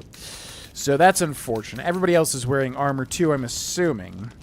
You are not wearing armor. So this is really good for, like, specifically, I think, sorcerers or wizards, because they don't wear armor. And then you put these on, and then you get a bonus +2 to AC. I think that's the way to go. Ever seen Evil Dead? Why, yes, I just referenced it. Yeah, I watched the first trilogy, the first trilogy, not too long ago. I was like, you know what? I've never watched it. That'll be a good film series to check out, and loved it. Way more than I thought I would, because the first one starts so slow, and I was like, oh, it's going to be a really slow, like, boring 80s horror movie. But no, it gets so insane and over the top. I was really surprised by it, and thought it was a great film. Fringe Philosophy Volume 5. And then I watched, what is the second one called? Evil Dead. Wait, what is the second film called? The Evil Dead? Is it just The Evil Dead 2? What is it? I feel like it's Evil Dead and like The Evil Dead 2 or something.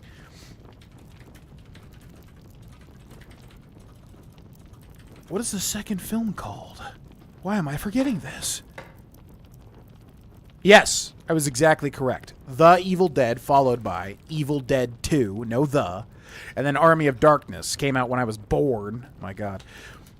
Which Army of Darkness was like crazy, but I still enjoyed it. Like Evil Dead, yeah, all three are very distinct, but yeah, I really enjoyed those three films. Haven't seen the remakes or the whatever. There's like 2 remake films, and I think there's another one coming out too, or the show.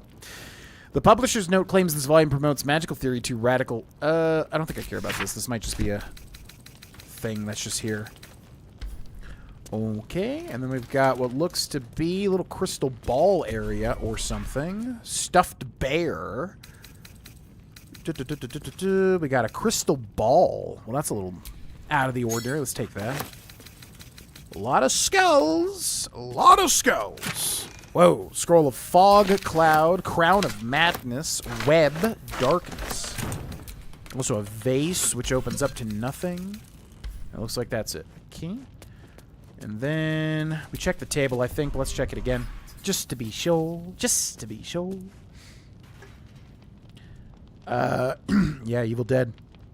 Better inventory management. I mean, yeah, it's one of those things where, like, I'm fine with it because, like, this would be impossible to try and do, you know, perfectly because this game is so intricate.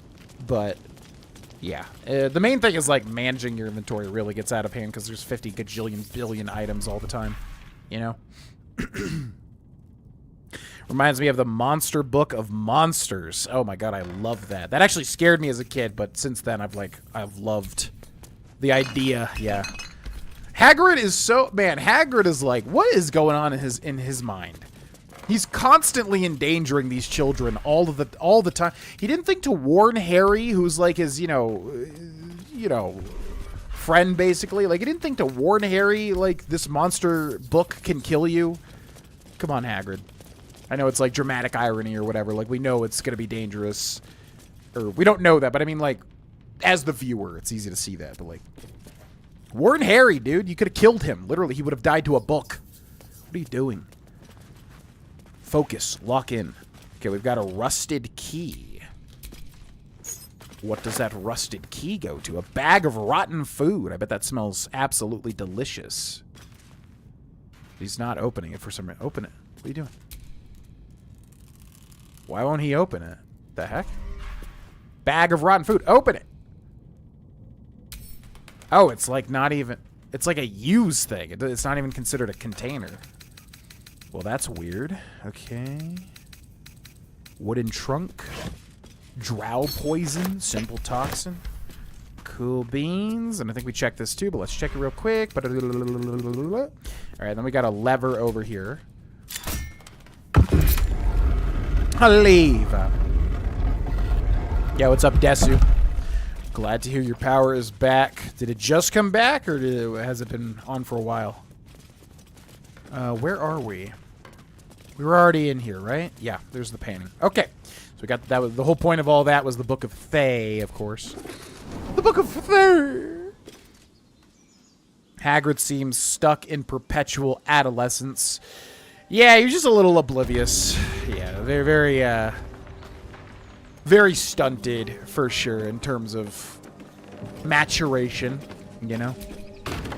But that's obviously part of why he was an endearing character, of course. Goblin Warrior. Watch what you touch. If it smells like weed, it's claimed, right?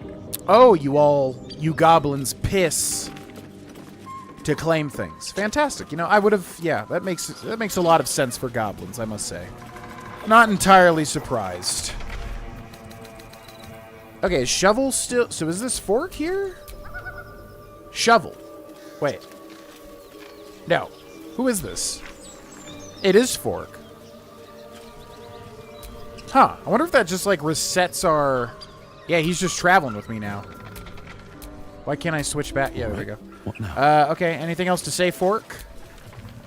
See?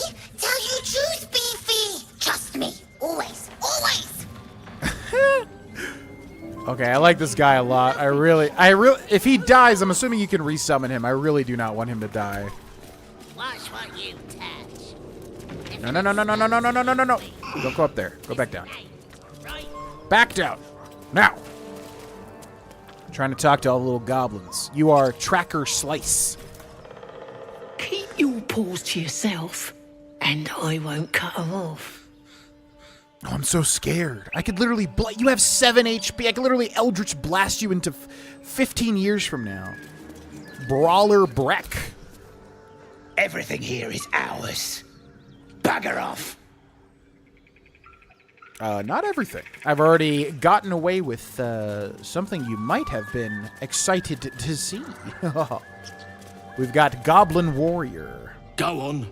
More of us inside. Okay. We've got Goblin Sharp Eye. Eh? Oh, I'm busy. Watching, like. So you get, like, in another game, like, these guys would just have, like, a little bit of dialogue. You know, they would just say something like, oh. They would just grunt. Like, you walk up to you, talk to them. They don't have a name. They would just go like, But in this game, you get, like, a whole cutscene. It's crazy. Short bow. Okay. And then I'm going to make a save here. Probably a good time to make a save, I would bet. Just a little old save. I don't know if you will be able to or not. The mechanic can be tricky when it comes to shovel. Dang. I really want to keep this guy alive. And also, his name is Fork. Okay? Let's call Fork, you know, by his new name. Go over to a goblin's house. Yeah, it just smells of goblin piss everywhere. But, I mean, listen, that's... What would you expect? Let's be honest. Alright, we've got 2 gigantic... What are these? Ogres? I think these are considered ogres. Tastes like chicken. No chicken. Tastes like fish. Gentlemen, contain yourselves. This quarrel sours our feast. Besides, tastes like pork. And what surprise is this? Brothers, look here. I have eyed yet another tiefling prize. Fortune favors our bellies. Stranger, be you friend or food, the mark is her measure. Show is the brand of the absolute. He honestly is such a, I mean, lump the enlightened. It makes sense. He has such a way with words. For a ogre? Yeah, an ogre, yeah. Yeah, and they also mentioned tiefling specifically, which is interesting. Are you eating a tiefling? Oh, he's literally consuming a tiefling. I'm one of the Absolute's chosen disciples. We can deceive. Yeah, where's our tiefling loyalty? I think we have a little bit of, you know, tiefling loyalty in us. Are you eating of tiefling? She scampered in from the east, calling for a pet, no doubt. The green earth bless us. She bore no mark. Those horns. Such cartilaginous crunch. Let's see the mark, lest I give in to my cravings. Are horns made from, what do you say, cartilaginous? What is it called? I'm forgetting it. Oh my god. Cartilage. You would think horns would be made from, like, what, chitin or something? I don't know. Those horns are not yours to take. Attack. Could definitely do that, but... I'll do you one better. I'm one of the Absolute's chosen disciples. Okay, we're gonna add guidance here. DC of 10 should be doable. Let's go. Big roll. Oh, could still do it. 7, 9, and the 1. It don't matter if you keep giving me the ones on the D4s. It's still gonna work. Indeed. How regrettable that your meat must go unsavored. Food? Food. Not food. Friend. Yeah, you guys see Nemo? Attack. Quite the articulate ogre, indeed, yeah. You're quite the articulate ogre. Am I not astonishing? A robust diet makes for a shrewd mind, you see.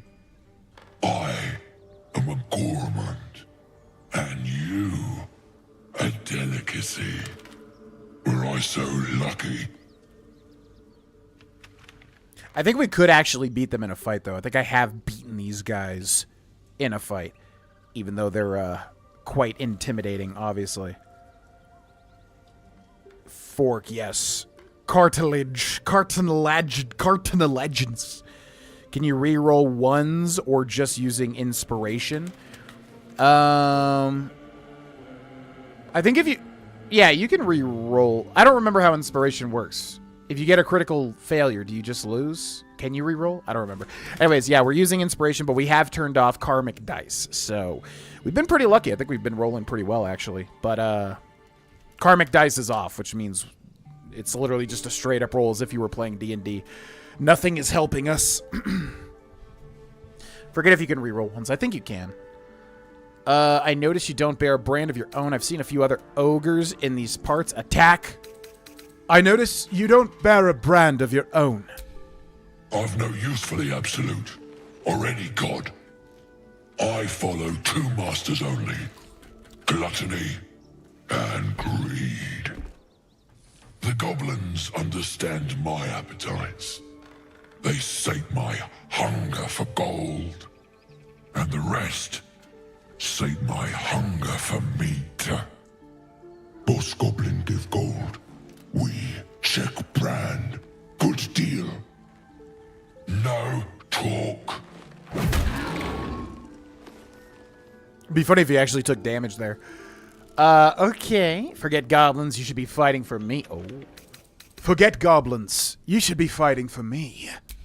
I am, by all accounts, a student of higher commerce and extortion. Make me an offer. Tempt me. I love this guy. He's a very intelligent ogre. He's got one up on Shrek in the int department. Have you done? Yeah, I've definitely had this exchange, and then we have successfully done what I am attempting to do here. However, I don't think I've seen this when we were a tiefling, though. I wore the Smart Ogre's headband throughout my whole first playthrough. It's honestly insanely good for some checks. You can reroll anything with inspiration, even a nat 1. Okay, I kind of wish they didn't let you reroll a nat 1. That should be like an absolute failure. Same thing with a nat 20. Absolute win. 1,000... After you... Oh, I thought that said after you fight me. Oh. Yeah, so this is just straight up deception. 500 gold, nah. Pay you in the flesh of the fallen. I mean, that makes sense. So this is just purely deceiving him. And then we can kill them anyways, because they're nasty ogres. 1,000 gold after you fight for me. Do it. God, yeah, we've been rolling great. Rolling in the deep. I twice played serenade to my ears, my tasty kibble. We have a bargain. Take my bone horn. One blow and the ground will quake with my family name. Use it when the need arises, and never a moment before. Ogre kill everyone around, then Ogre eats them. Well spoken, indeed. Ogre kill everyone around. Cool. Well, that works for me. I dig it. I dig it. You can press in R3 during dialogue to see what advantages you'll have on dice rolls for each option. Oh, okay. No, yeah, mechanical stuff like that is always fine. You know, backseating for me usually comes down to, like, me trying to figure something out, like a puzzle or anything like that. But yeah, any sort of, like, mechanical thing that already exists and I just don't know about it, that's always fair game. Basically. I want to fight these guys in my next playthrough. I definitely killed these guys, but I don't remember when or why. Maybe we reloaded with dirge or something. I've seen few other ogres in these parts. We follow the sense of blood and gold to all lands fertile, friend. And this land proves particularly fruitful. Okay, bye. We will keep close. When you are ready, sound the horn. I'm really curious. Oh, and off they go. I'm really curious how the horn actually works. I don't think I've ever used the horn. Fun fact. So, we've got Lump's War Horn. Sound this horn to call Lump's frenzied band of ogres. They will feast on anyone they can get their hands on, but if you've made a deal with them, they will make an effort to spare your party? They'll make an effort? A simple horn belonging to Lump the Enlightened. The mouthpiece is crusty with chunks of dried food. Delicious. Okay. So we got a dead tiefling, which we can kind of do the... Tarnished locket, gold, rope, spear, thieves' tools. What was that tarnished locket? Is that anything special? Tarnished locket. This locket opens to reveal an intricate illustration of a stone tower. The words Elturel, strength and unity, are inscribed across the top. So cool. Little bits of detail and everything. The folly and the fall. It's weird that they gave such great dialogue to just a random ogre and then added the detail as to why. The detail is ridiculous. I mean, that's why this game is considered so good. Is yeah, they just really put in the time. You have to, if you're doing a D&D game, if you're doing anything with Dungeons and Dragons, like the appeal is yeah, just how there's so many weird things that can crop up and funny moments and things like that. You have to. This is the exact way to do a D&D game because you just have to have these like little memorable things constantly. That's like the spirit of, you know, playing an actual campaign. And that's why Larian did an amazing job. Though clearly old, this handbill has managed to maintain its bold print over time. For one season only, see the play that sent El Chirel's Everlight Theatre into chaos. The sharp-tongued traveling troupe presents The Folly and the Fall, a tragedy in 4 parts. Part 1 of Lost Nethril, the great wizarding empire in humanity's age of wonder. Part 2 of the great mage Karsus, his brief and terrible godhood, and the ruin he wrought. Part 3 of Nethril's Fall, 1,000 years of shade and Shah's subversion. Part 4 of Nethril's return and its shadow falling upon the land.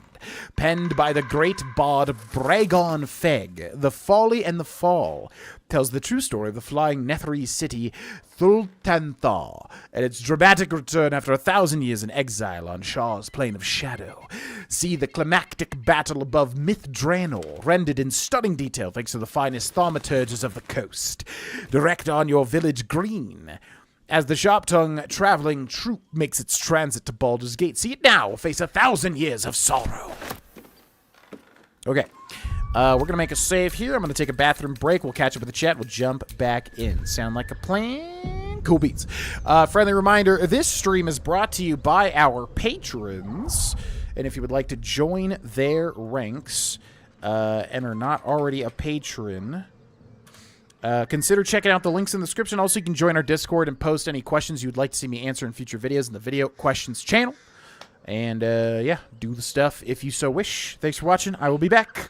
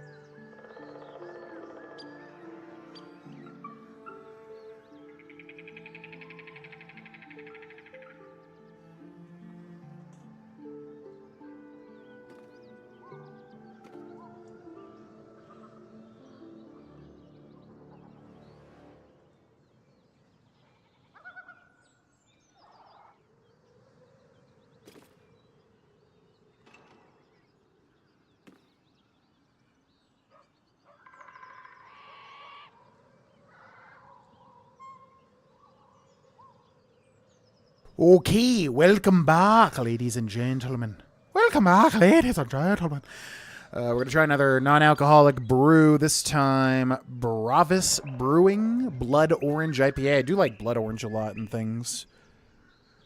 I gotta say, man, non-alcoholic beers have really, seriously, you rarely disappointed these days. Whereas in the past, I'd try this, I feel like I'd be like, ugh, it's all crap. Oh no, not this thing.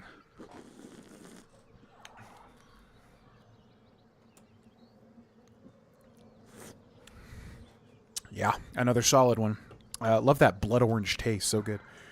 All right, let's catch up with the chat, then we'll jump back into the... What is this area called? The Blighted Town or something like that. Can't re-roll Nat 20 since it's an absolute win, but you can't always just accept the Nat 1 result, not forced to re-roll, although temptation's probably there. Yeah, I just feel like... I don't think it would hurt too much. Like, if you got a Nat 1, it's an instant failure. If you got a Nat 20, it's an instant win. I feel like that would work. It's a little... more challenging, obviously. Ogre to have a pet donkey. Oh, that would have actually been funny. Yeah, that would have actually been... When Easter eggs like that are done not immersion breaking, because to me, like, the Wilhelm scream, always immersion breaking. It's in this game, which is like, such like... This game is so refined. Why would you add that? I hate it. It's like immediately immersion breaking for me. But, yeah, just having like a donkey, you know, nearby or something. That'd definitely be a nice little funny thing. Distinct lack of chickens? Is there really? Yeah, because it seems like the type of game that would have chicken little NPCs. Divinity Original Sin 2 definitely did, I feel like. There was definitely like a little chicken quest or something. Speak with the dead and speak with the animals reveals so much of the details as well, which many people wouldn't even do because they don't have characters capable of it. I know, and that's like, this game gets a bit overwhelming because it's like, okay, should I speak with the dead? Wait, because we could like speak with the dead right now in this tiefling, couldn't we? Oh. Yeah, we should probably do that. Well, thank you guys. Yes, this is VG, not, yes, GV. Yeah, it's I'm VG, just like fork is not shovel, okay? The scream is in the intro for what it's worth, and the early version came out in 2020, so maybe that gets them a pass. Yeah, I mean, this game's so good. I mean, like, whatever. I don't really mind. I'm just saying, like, come on, man. Wilhelm scream, really? I don't know. Just, you have a cool thing that's happening, like in the intro and everything, and then you just hear the same thing that's in Star Wars and everything else. It's like, okay. I'm not just personally not a fan of the Wilhelm scream. Alrighty. So, yeah, we should cast Speak with Dead, shouldn't we? I didn't even think to do that. We do have the amulet. Speak with Dead. Grant a semblance of life to a humanoid corpse, allowing it to answer up to 5 questions. Well, that should work, right? Dead tiefling.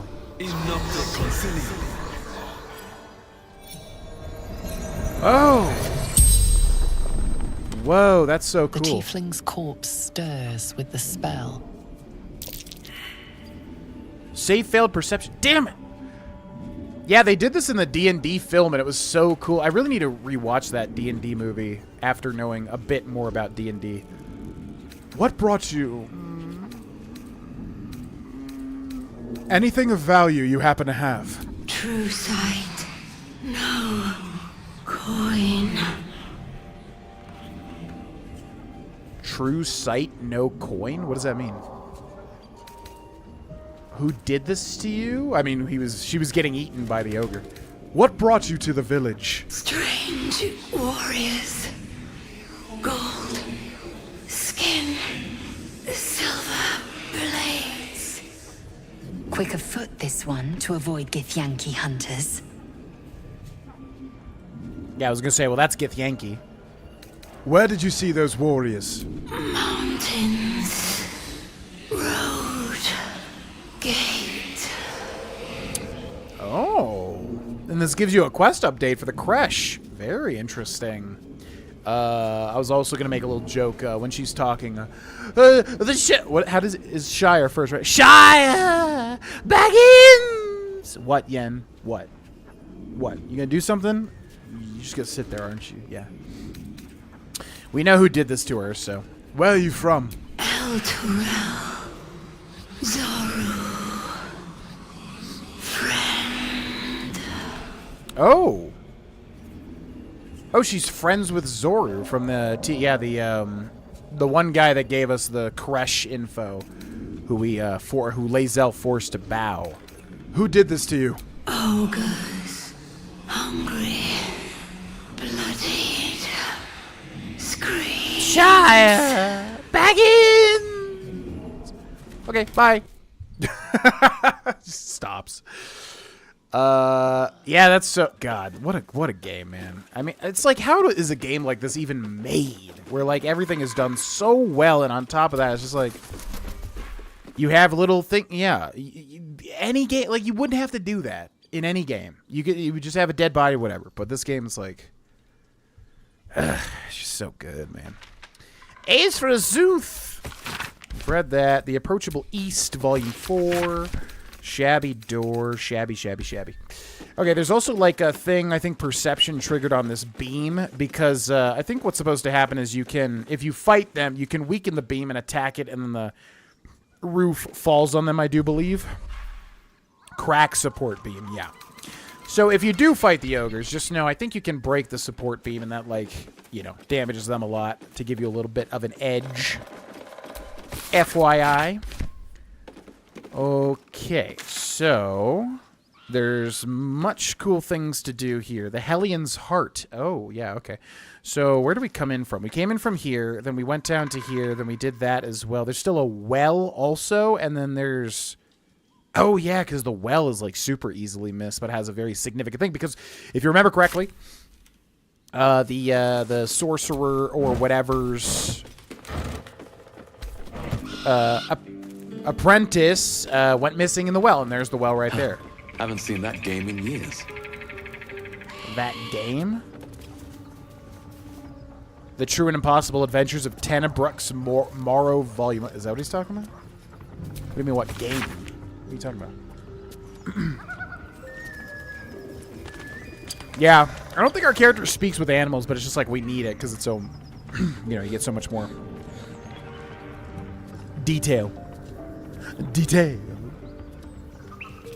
Respect the fork. How are you feeling about incorporating more cooking into your routine? I know you mentioned it was a renewed goal.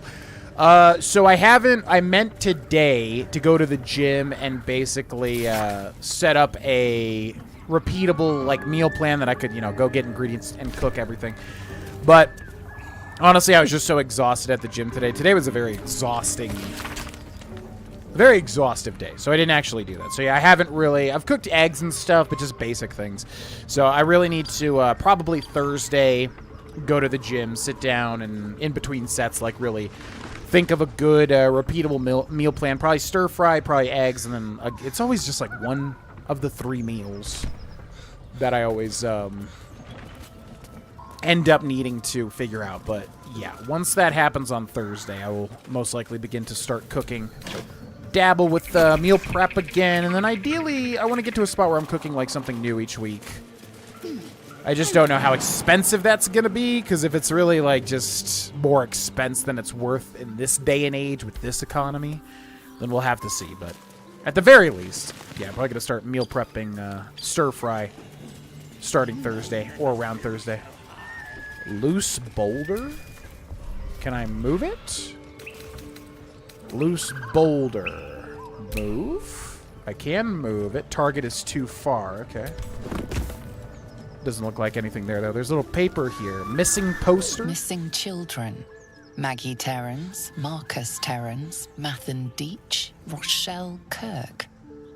Okay. Are those like Kickstarter backers or something? It sounds weird. The Bloated Village? Spell scene in the D&D movie was hilarious. Yeah, they use, which kind of went over my head. Like, I didn't realize how many, like, specific in-jokes there were, because a lot of it went over my head, but yeah, they use Speak with the Dead, and then they ask, like, a whole bunch of... It's a whole funny scene, which I won't spoil, but it is great. That might be worth a look. Oh. What's this? I don't think I ever saw this before. Child's Drawing? Pick up. Why can't I read it? Examine. Yeah, sometimes you have to, like, specifically examine. A child's depiction of a happy sunlit scene, and it looks like we got, like, a tiefling or an elf, and then a dwarf, and then a sky? More details. Okay. And we got handwritten note. Dear Flora, happy birthday. I know, I finally finished a painting, and not just any painting. Does it look familiar? I'll give you a hint. It involved me getting down on one knee, and you making me the happiest woman alive. I'd best go. I hear silence in the classroom next door, and that's never a good sign. Happy birthday, me love. Amanda. So she made a painting about proposing to her girlfriend or wife or whatever. Portrait of Ifan Ben Mesd. A's for Zuth. Okay, what is the deal with this thing? A glowing mercenary occupies this portrait. The artist has rendered his pained yet compassionate gaze in devastating detail. Oh, that was yeah, that's a that's right. That was a character in Divinity. Man, I totally forgot about that guy. Yeah, character in Divinity Original Sin 2, just like the Fane painting was a character. Fane was a character as well. Yeah, I forgot about that guy completely. Oh my god. Crazy. Okay, so what else do we have? We got that well, but that is a scary, scary well, if I do remember. Also, this moss-covered chest, which it looks like we're gonna have to lockpick. Let's go. Don't think that's gonna do it. Not gonna happen. We can just try this again, though, right? Roll again, try again. Yeah, I think we'll just try again. Add bonus, and go. Come on. What you doing? Love the animation for the spell. I know, it was so cool. Try again. Come on now. Go. Oof. Wait. Okay. Come on. You can do it. I believe. Oh my god. Well, at least all of our bad rolls are here. I mean, I don't want to waste literally everything on this. Okay. Come on. Huh? Oh. Huh? Why is it showing me what it rolls into? I want to see it stack up. Okay, what do we got in there? Ooh, might have been worth it. Haste Helm. Smooth start at the start of combat. The wearer gains momentum for 3 turns. The helm throbs when violence is near, filling the wearer with a compulsion to act. What is... whatever that said. Arrow of Lightning and Thieves' Tools. Nice. Definitely worth it. Okay, so what do we want to do first? We've got this over here, which is scary as hell. That's where the infernal stuff is, though. Yeah, probably should do everything before the well. The well is going to be hell. In certain ways. The child draws better than I can do. Same. I cannot draw to save my life. It's a nice painting, isn't it?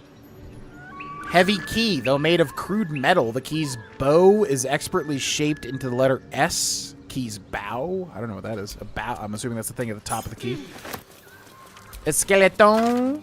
There's a quarterstaff. A bunch of barrels and crates and crap, which you should search, but just takes a long time, you know? Okay, let's head in here. We've got some sort of key over this way. Old key. Though this key is half eaten by rust, its bit remains intact, found in an abandoned village. A couple of keys back to back. That's interesting. We got this little goblin tracker. Okay. Listen, I said earlier it's cool that you get a cutscene for each character, and then you do the thing that I literally said, like, a worse game would do. Okay, that's fine. All right, and then notice over here there are webs on the ground. That's very important, but I wonder if we should interact with that or not. Also, we got Highcliffe's Journal. Highcliffe's Journal, the private thoughts of an ambitious apprentice. Oh, this is the apprentice to that one dude. Scariest part of Act 1. I know, it was like extremely tough on just like normal difficulty or whatever. Level 5 to clear it. Haste helm. Oh yeah, I gotta put the haste helm on because that sounds really good. It's one of the best helms in the game. Super valuable for half your party. Ooh, okay. We gotta... Yeah, we'll check it out after this. The pupil surpasses the teacher. My master weapons. Oh yeah, we gotta do Australian. That's right. Okay, I'm gonna do my best Australian accent for Mark. This is probably gonna be cringy as hell. I don't even know how to start it. The peep. Oh god, I just completely forgot how to do it. Oh, how's it going, mate? I'm Australian. Yeah, I can't... All my, like, UK and Australian and Irish and Scottish, they're all just, like, kind of molding into one now. The pupil surpasses the teacher. My master's... my master weapons are almost complete. There's just one component left. Samson says the designs are a failure, but what does he know? He can barely see past his own belly. I'll stash the prototypes and blueprints for now, but just you wait, Samson. Your legend, your absolute legend, is fading, and a new one will rise in its place. Alright, I tried. Regarding strange writers in these parts. See. The date on this letter is faded with time, but the paper alone indicates great age. My fellow citizens, for fellow citizens we are, like it or not. I print and post multiple copies of this notice in the region, and at no small expense to myself, because I feel a growing concern and alarm at the presence of strange riders in these parts of late. Many of you will have seen them tramping through our forests and towns under the guise of patrol. They claim they are guardians sent from Elturel to protect the borders of the great and holy nation of Elturgard. Don't be fooled by shining armor or handsome mounts. I never bent the knee to any Elturgard, and I never asked any metal jester to come peering over my garden fence. As you all know, I'm descended direct from the original Selunite settlers along these banks, and I have a half-elven great-uncle who'll swear to it. We're peaceable folk, and we get on with the druids well enough, but I pay no fealty or tax to any far-off city I can't find on a map. I took no small pleasure in telling these thugs just that, and I urge you to do the same. They call themselves Hell Riders. I call them interlopers, and they can bugger off to the hells, them and their city both. With grave concern and a serious intent, Damon Briska, proud and free citizen of the Heartlands. There's clearly something crazy happening over there because someone's shouting for their life. Selunite necklace. Ah, because he was a Selunite. Just finished Mufasa with the little one. How is Mufasa? What's up, Piazza? Welcome in. Crikey! I done Crikey, there's 3 big ogres in it. I can't. God, it's so bad. Selunite necklace and a bird's nest. Certainly. I was gonna say, how are we gonna get up there? But they're gonna make me do the whole thing. There's also an enemy right there. Oh, he's like sleeping though.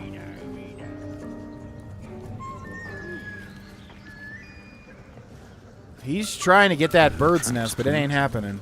There we go. Rotten chicken eggs. All of that for that. Fantastic.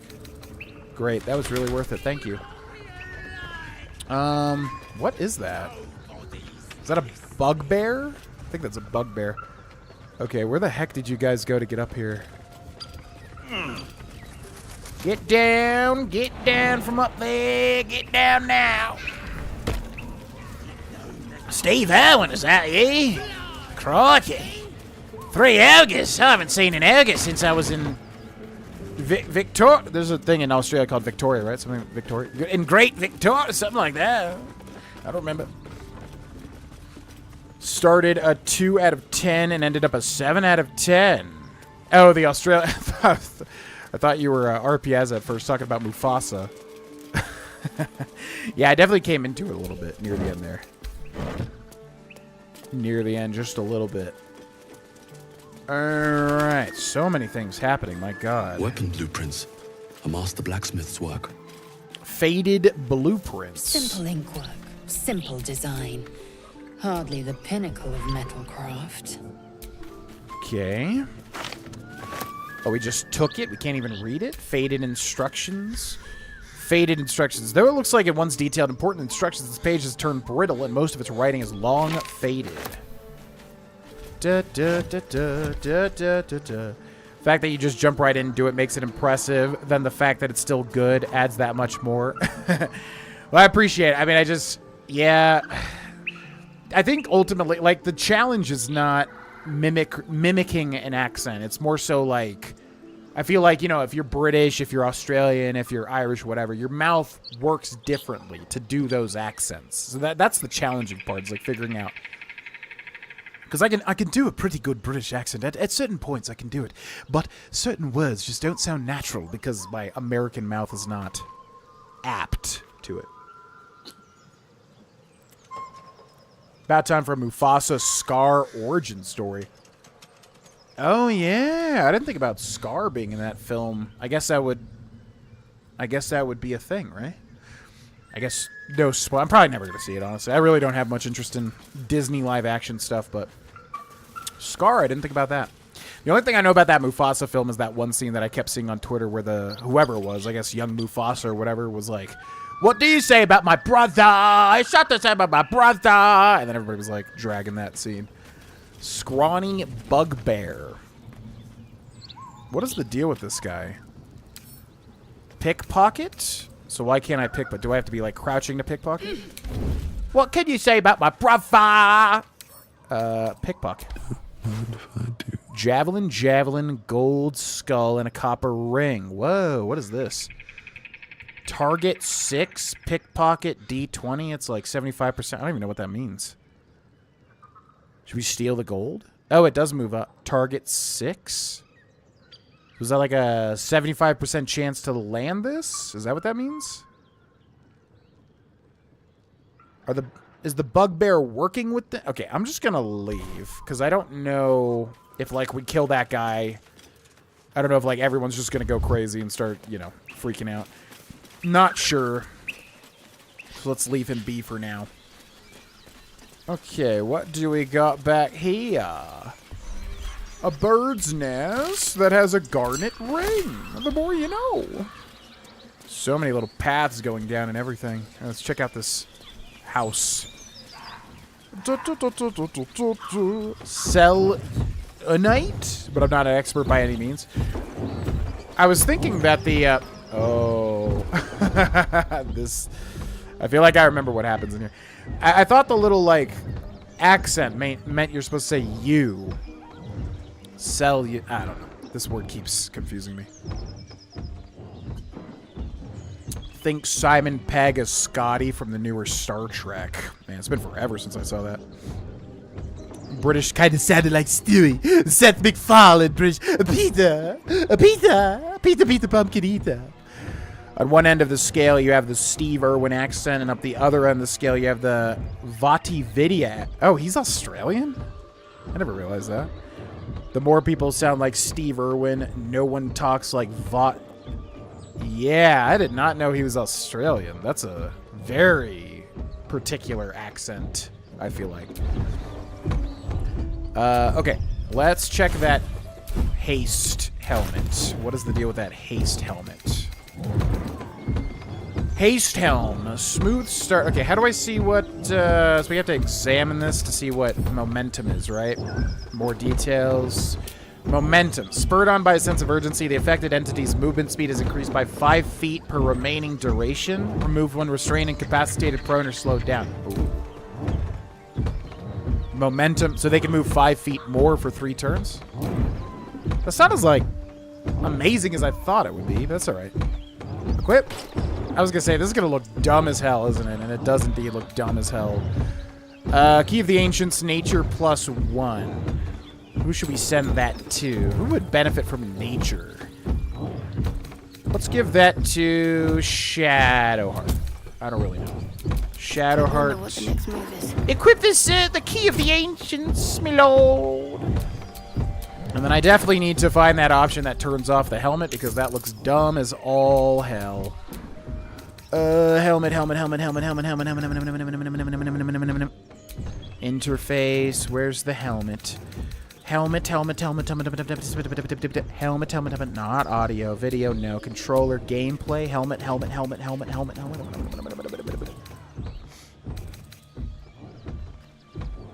There's definitely a setting for this, isn't there? Because I do not want to wear this silly looking thing. No, our character looks so dumb. There's got to be a way to turn that off. There's got to be a way. He looks so dumb. Dialogue options, hot bar up. There's got to be a way.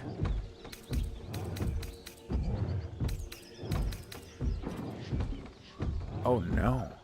I had never used hide helmet, but I used this entire game. The characters look so good. It's in the character sheet. Character sheet.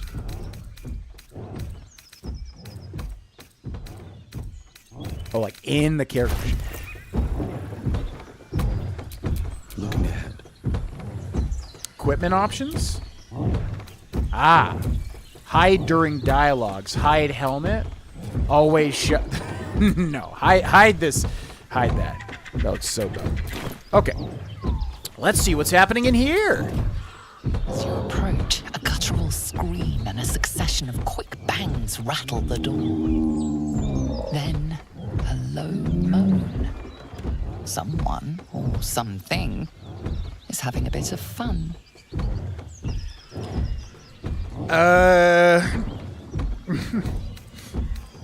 Open the door. Why not? Leave it. Whoever's inside doesn't want an audience, and I don't want to fight. Well, about that, Shadowheart. I think the curiosity's gonna get the better of us here.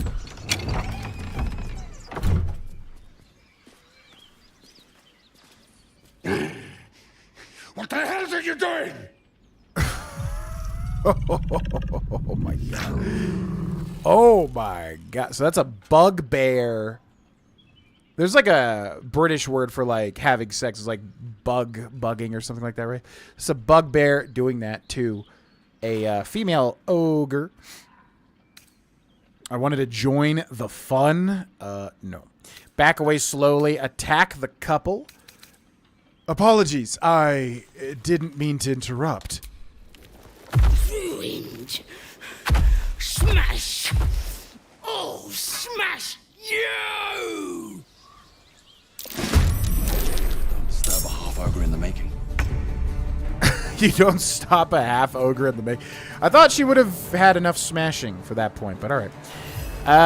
Look at this guy. What is this guy? Is he a bugbear? He's got to be a bugbear, right? How do you tell what he is? Humanoid, yeah, level 3 bugbear. I never knew what a bugbear was outside of Final Fantasy because they use the name bugbear. All right, so we got a little fork. What can fork do? I guess all the same things a quasit can do, right? So we can go invisible. Become invisible. What does this really do to help us, though? We can also dash as an action. We can jump, but I don't think he's going to have... I don't think there's any way he's going to be able to get over there. I wish it told me, like, if I jump, like, how far that would take. Not enough movement. Claws, dash, hide. I guess we'll just go invisible. Becomes invisible, requires concentration. Sure. Become invisible, folk. Do my bidding, folk. Okay, now go over here. And now you play the waiting game. Dismiss summon as our bonus action only. Entered. We got Gruko, who misses but still lands a 1 damage and very foolishly provokes an attack of opportunity. That was quite silly. Gruko. That Stewie was low-key good pizza. Holy freaking crap, Stewie can talk? Holy crap, Lois. Markiplier's at the door? I should have typed it as Cell Unite. But this scene. Yep, that scene indeed. My GF does an amazing Lois from Family Guy. Nice. The whole show's cast. Yeah, Alex Bornstein, who was on Mad TV, voices Lois, which was always interesting. Peter, how nice tea here. Never had used hide helmet before, but I used it this entire game. The characters just look so good by themselves. Oh, yeah. Inventory, right? What had happened was a buggering bugbear. There you go. Their pent-up passion. I'm sure it smells delightful in this room. Absolutely.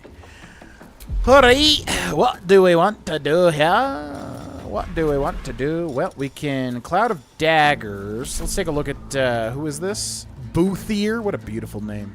So beautiful. Absolutely beautiful. Oh, there's a corpse there. So they were literally having sex over a mangled corpse. Oh, we have to cast, oh my god, we have to cast Speak with the Dead on that guy. Well, we should probably take down the bugbear first, because he's going to be weaker. We could do Witch Bolt. That would be good. Dissonant. Oh, yeah, this thing's good too, right? Applies frighten a creature. They'll have disadvantage on ability checks and attack rolls. Okay, what's our chance to hit? 60%. What about Witch Bolt? 60% as well. Well, I guess we'll go with, yeah, Dissonant Whispers. Go! Always get the save. Gosh dang it, every time. All right, let's move back here, too. He's going to provoke an... Oh, I might be able to skirt around it. No. Okay, so we'll get right in front of him. Breathe deep and move. And we have a bonus action here. Could shove him back. It's kind of interesting. Simple Toxin. Coat your active weapon with a toxin that deals an additional 1 to 4 poison damage, but then we'd have to use that weapon, obviously. Coat your active weapon with poison. And there's no way to throw these with a bonus action, right? I'm just gonna shove him. Get too heavy? Too heavy? He's like he's like smaller than me. What? All right, fine. I'll just put on the Simple Toxin. Okay. Entered. Got Boothier here. Throw stone. Oh my god, that dealt 10 damage there. Okay, we are Shadowheart. We gotta remember we can buff everybody, or we could go for the kill on the Bugbear, who's kind of low as well. Guiding Bolt's really good. 4 to 24 damage. Am I feeling ballsy? 50% chance to hit, 14 HP. I'm kind of feeling a little ballsy. Guiding Bolt. Wait. Why does it say a plus but it only chooses 1? Action, level 1 spell slot? Why can't I choose, like, rank 2? Doesn't the little plus mean that there's like another rank for that? 60% chance. I like those odds. Go!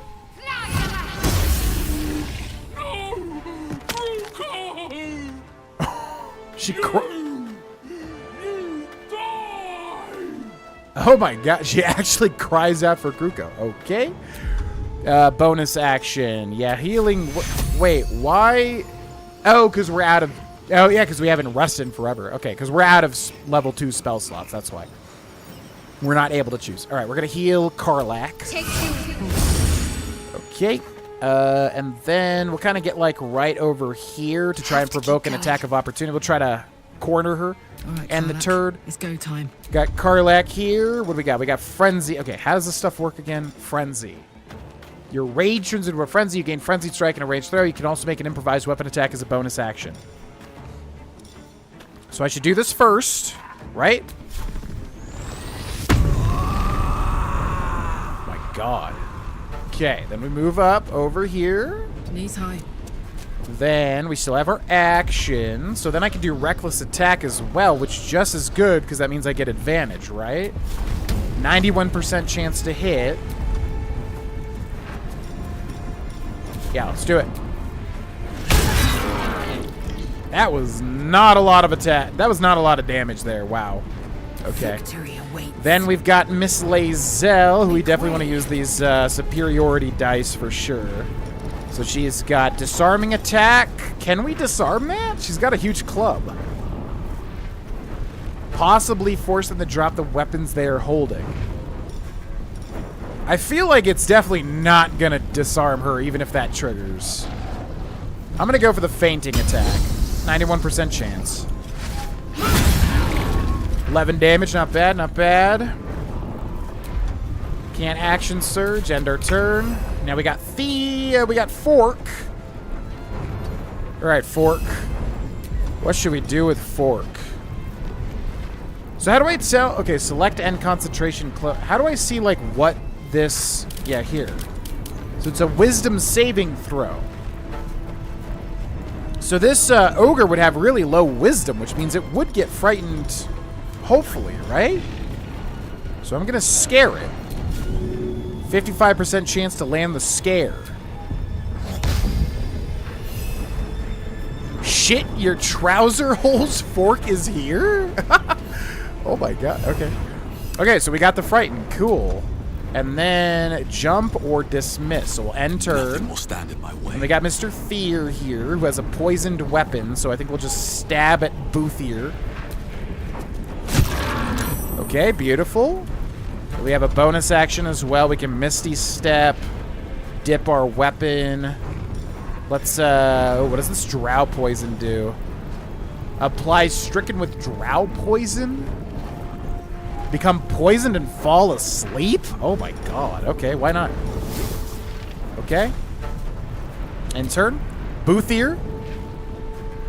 Slam on Karlak? What the hell was that? Boothier's Wrath. Oh god. Okay. So what is Boothier's Wrath? Boothier's enraged strength is increased by 4. AC is reduced by 2. Oh, weird. Okay, so easier to hit. All right, we're Shadowheart now. What do we have? What do we have? What do we have? What do we have?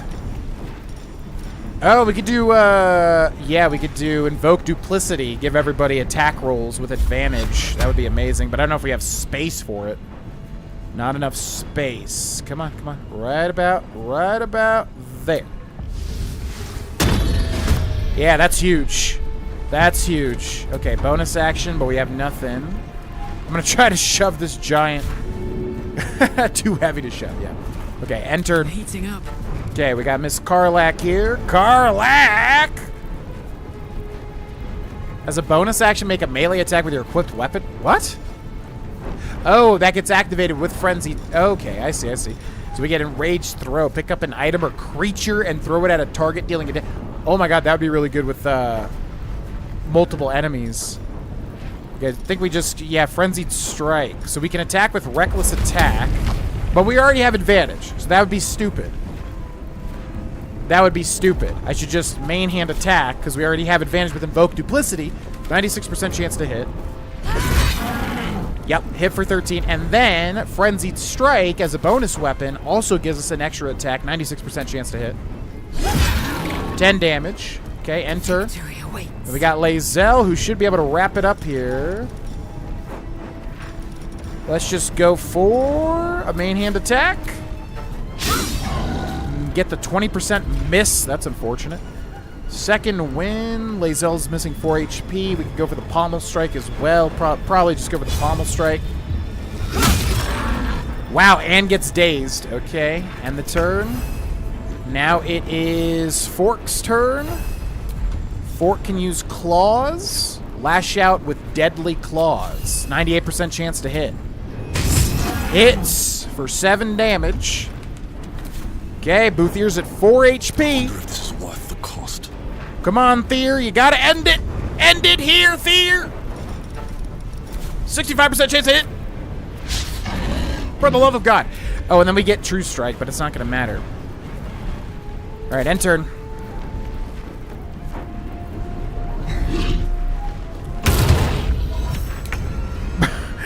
Yeah, God, illusion, whatever that thing is called, Invoke Duplicity is so good. They always go for it. Also, that slam animation is really, like, glitching out there. Never thought I'd ever walk in on a bugbear and an ogre. Hell yeah, okay. I'll refrain from detailing my conquests, lest you die of embarrassment. What? Does that mean Lae'zel has had sex with a bugbear? What did she mean by that? What did she mean by that? The broken thing, good to know, but I'm sure you won't want to exploit it at all, is the Quasit can just be invisible, so you can make almost any fight start with a surprise round. Oh. Yeah, that's a little cheesy for sure. Probably won't do that, but that's interesting. That is good to know. Yeah, anything mechanical I would like to know about this game for sure. Do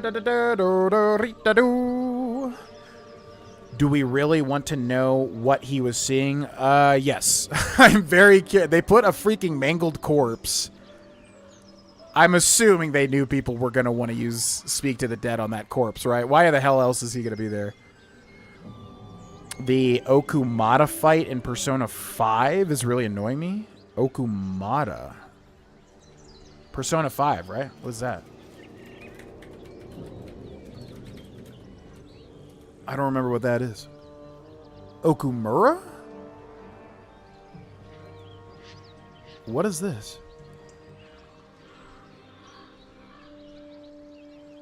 Oh my god, I completely forgot about this guy. That's right, that's right. I don't even remember that boss fight at all. I have to play Persona 5 again. Royal, specifically. This really is Charlie's Angels. These women are kicking butt, and frankly, I'm here for it. Love you too. What? No, I'm good. Thank you, though. Love you. Almost always ended up with the girls on my main squad. Shadowheart, Minthara are both mainstays, and Karlach and Lae'zel alternate. They're just so good. Often a ranged character. Yeah, Lae'zel is definitely like the strongest I've seen. I feel like Lae'zel always just deals huge chunks of damage and gets the action surge and the bonus action on top of that as the fighter class. It's like a lot of stuff she can do, and the superiority die are like really good. According to some wiki I just glanced at, shovel/fork is supposed to be female. So the party's still a hair. What?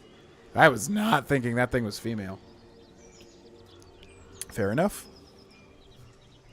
Bit too big for the door frame, yeah. The green glow indicates recasting Speak with the Dead? Wait, what? What does that mean?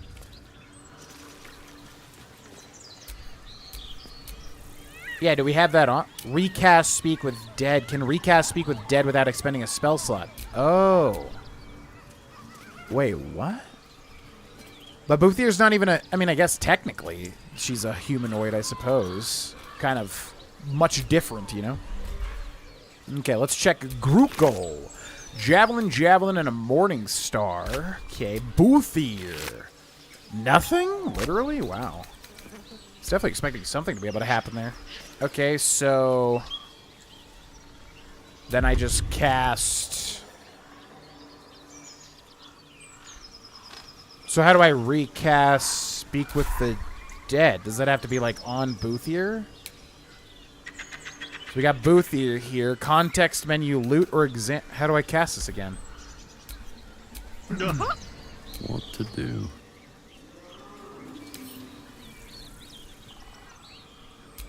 I do not understand what this means. These things have stayed interesting. Recast Speak with the Dead. Can recast Speak with the Dead without expending a spell slot. Yet I cannot do that. Speak with the Dead. Not available. So why is it telling me that I can cast that? I'm confused. You have to edit the wheel if you go to an open slot. Oh. Oh, because it's specifically like a different spell. Like, it's specifically like recast Speak with the Dead. Okay, that's weird. Slot customization, set slot, swap slot, clear slot. Okay, set slot, and then this one. I believe it's this, right? Recast Speak with the Dead. Okay, but I want to do that on this guy over here. I want to do that on this guy. I don't want to do it on her. So it has to be her specifically? Or can I cast it on... Wait, because I should just be able to cast it. Recast Speak with the Dead.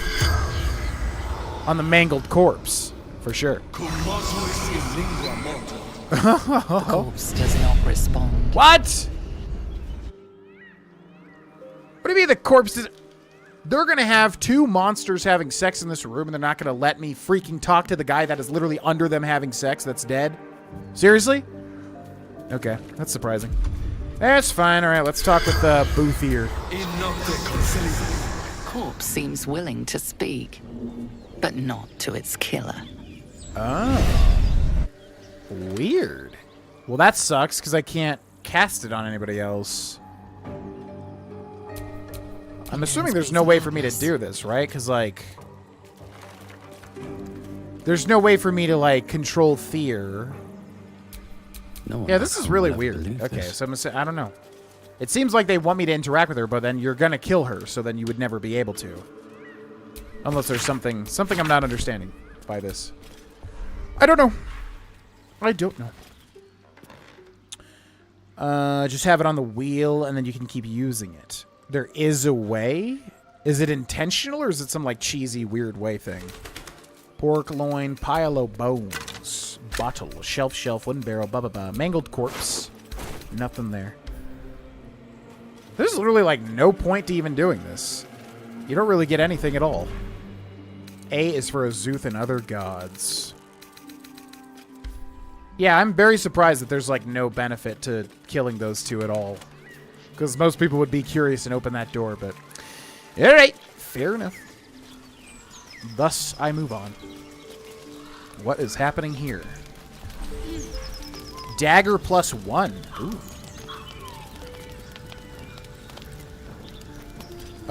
Take it? What are you doing? Equip? Why is it not letting me just take this? Huh? Roasted meat, mugwort, pile bones. Let's check these. Rotten fish, rotting basket. Why, do I have to, like, remove this or something? What's going on? I don't want to equip it. I just want to take it. A feast fit for an ogre.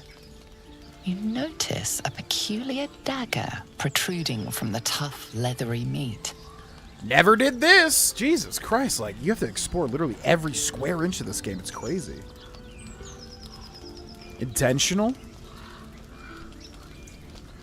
Okay, yeah, you can let me know how to do it, if you know how to do it. I'm not sure what we would have to do that, in terms of switching characters and everything. Sleight of hand, carefully wiggle the dagger until it slides free. Strength, grasp the handle and pull the dagger with all your might. Investigation, examine the meat. Perhaps there's some trick to removing the dagger? Yeah, let's investigate. I'm down for that. Go. Nope. That ain't going to happen. Disguise spell? Oh. Weird. I don't really want to... I don't want to try this again. This is a high DC for this. But that works. Okay. 23! You notice the blade is at an angle to the meat's grain. If you align the dagger with the grain, it should slip out easily. I always hated that. The grain of meat. It sounds so disgusting.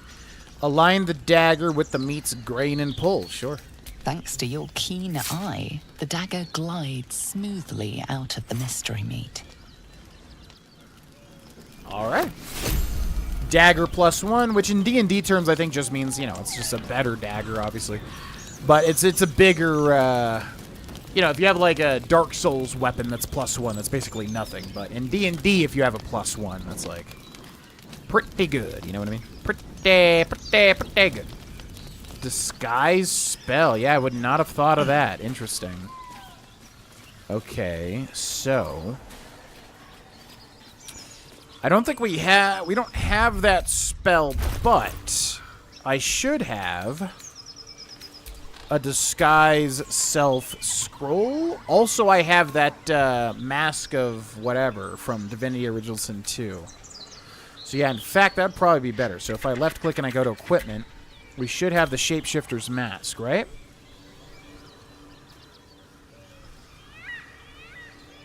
Yep, there it is. The mask of the Shapeshifter. So then, if I equip this, now that gives me Shapeshift, level 1 illusion spell. So then, I can cast Shapeshift, magically change all aspects of your appearance.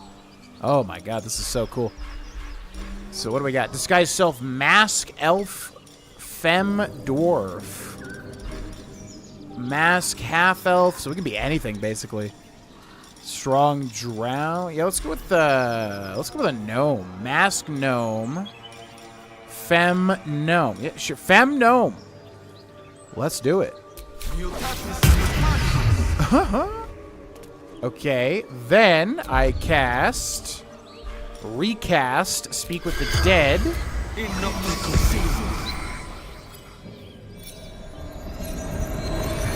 I love that little sigil. That's so cool. The corpse regards you lifelessly. Interesting. What were you doing in the village? Do you have any valuables? Who killed you? What were you doing in the barn? We know what they were doing in the barn. Do you have any valuables? I've nothing. Looking for weapon. Roy. What weapon were you looking for? From Crash. Took by bad people.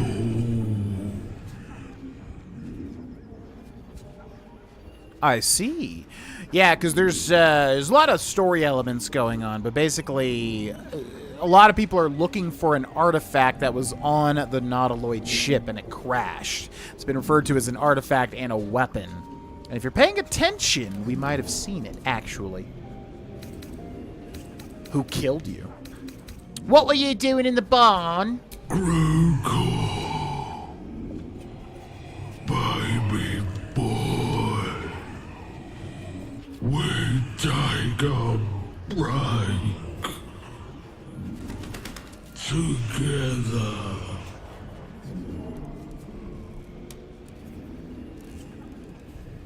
Oh my god. Really? This is like very morbid. Were you and Gruco in love? Love.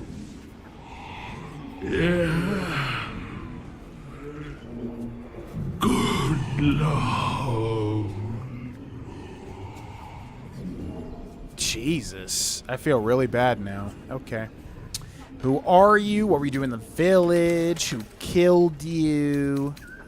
I wonder what she would say if we said who killed you. What were you doing in the village? Looking for weapon. Absolute weapon. The spell's power wanes. You can ask no more questions. I really like the idea of that because it's like, it's almost like a little puzzle. You got to figure out like the right dialogue options, you know? It's kind of really cool. Before your 5 questions run out. Okay, so let's put back on the helmet. The helmet of haste. Is there really nothing in here? It feels so weird. Feels like there should be something more with that ogre. But alright. And now we're a little gnome for how long? We should definitely go back and rest, without a doubt. Yeah. We have done quite a lot and have expended quite a lot as well. Let's do it. To camp! You change your appearance and then can speak with the dead on someone you killed, right? Perfect voice, fair. That's what they get for taking a break at work. Oh, the Wizard of Waterdeep. Wait, so are they going to react to my changed appearance? Also, what's just... Okay, do we have to give Gale a thing? But why am I not seeing a thing? Oi, what up? Oh, yeah, what about Will? Yeah, we literally have Karlak in the party. What's happening? Karlak's all fire and fury. I pray to the Triad it doesn't consume her. Yo, we didn't even... You don't care about... You literally were hunting Karlak. She's here. Like, what's happening?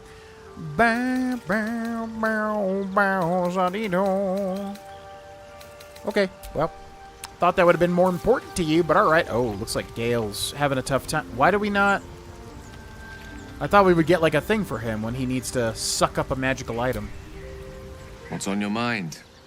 Apart from finding me an artifact to consume, which I assume you're pursuing with the appropriate urgency. Pretty much that, yeah. I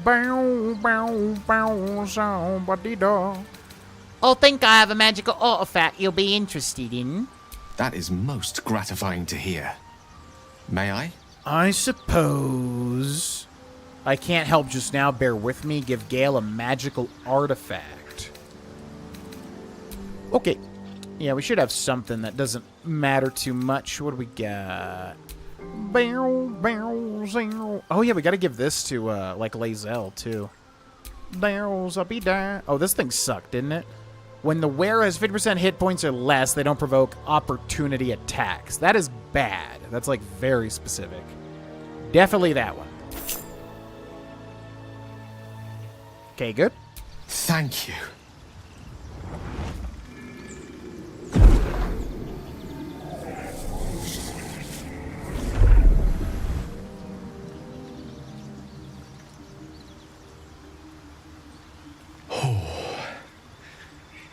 That hit the spot.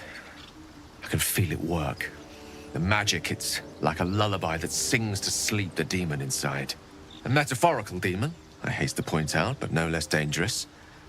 And no less bound to wake up again to continue its ravages. Such is the nature of all monsters. Glad you're feeling better. Your condition sounds unpleasant, to say the least. How do I know the real monster isn't you? Perhaps now you'll tell me what all this is in aid of. Your gratitude doesn't make up for what I lost. What are you going to do to compensate me? Your gratitude doesn't make up for what I lost. What are you going to do to compensate me? Compose 1,000 stanzas ode titled A Gale of Thanks and Adulation? Sincerely, though, I understand I ask a lot from you with few answers in return. But in time, all will be told. Okay. Well... I hope we don't regret losing that artifact. It could have proven useful. I myself am a much more powerful artifact in your arsenal. Rest assured of that. Yeah, but you're not in my party, are you now, Gale? You're not in my party, are you now, Gale? Not really in my party. Ooh, can we talk to, oh, Fork's just here now. That's cool. Bow, bow, bow, bow, body, bow. Completionists need to hear everything. I know, this game is like, my god. Thinking back to when I attempted to 100% this game. A true 100% like seeing every single piece of content. Yeah, have fun doing only that for the next 30 years.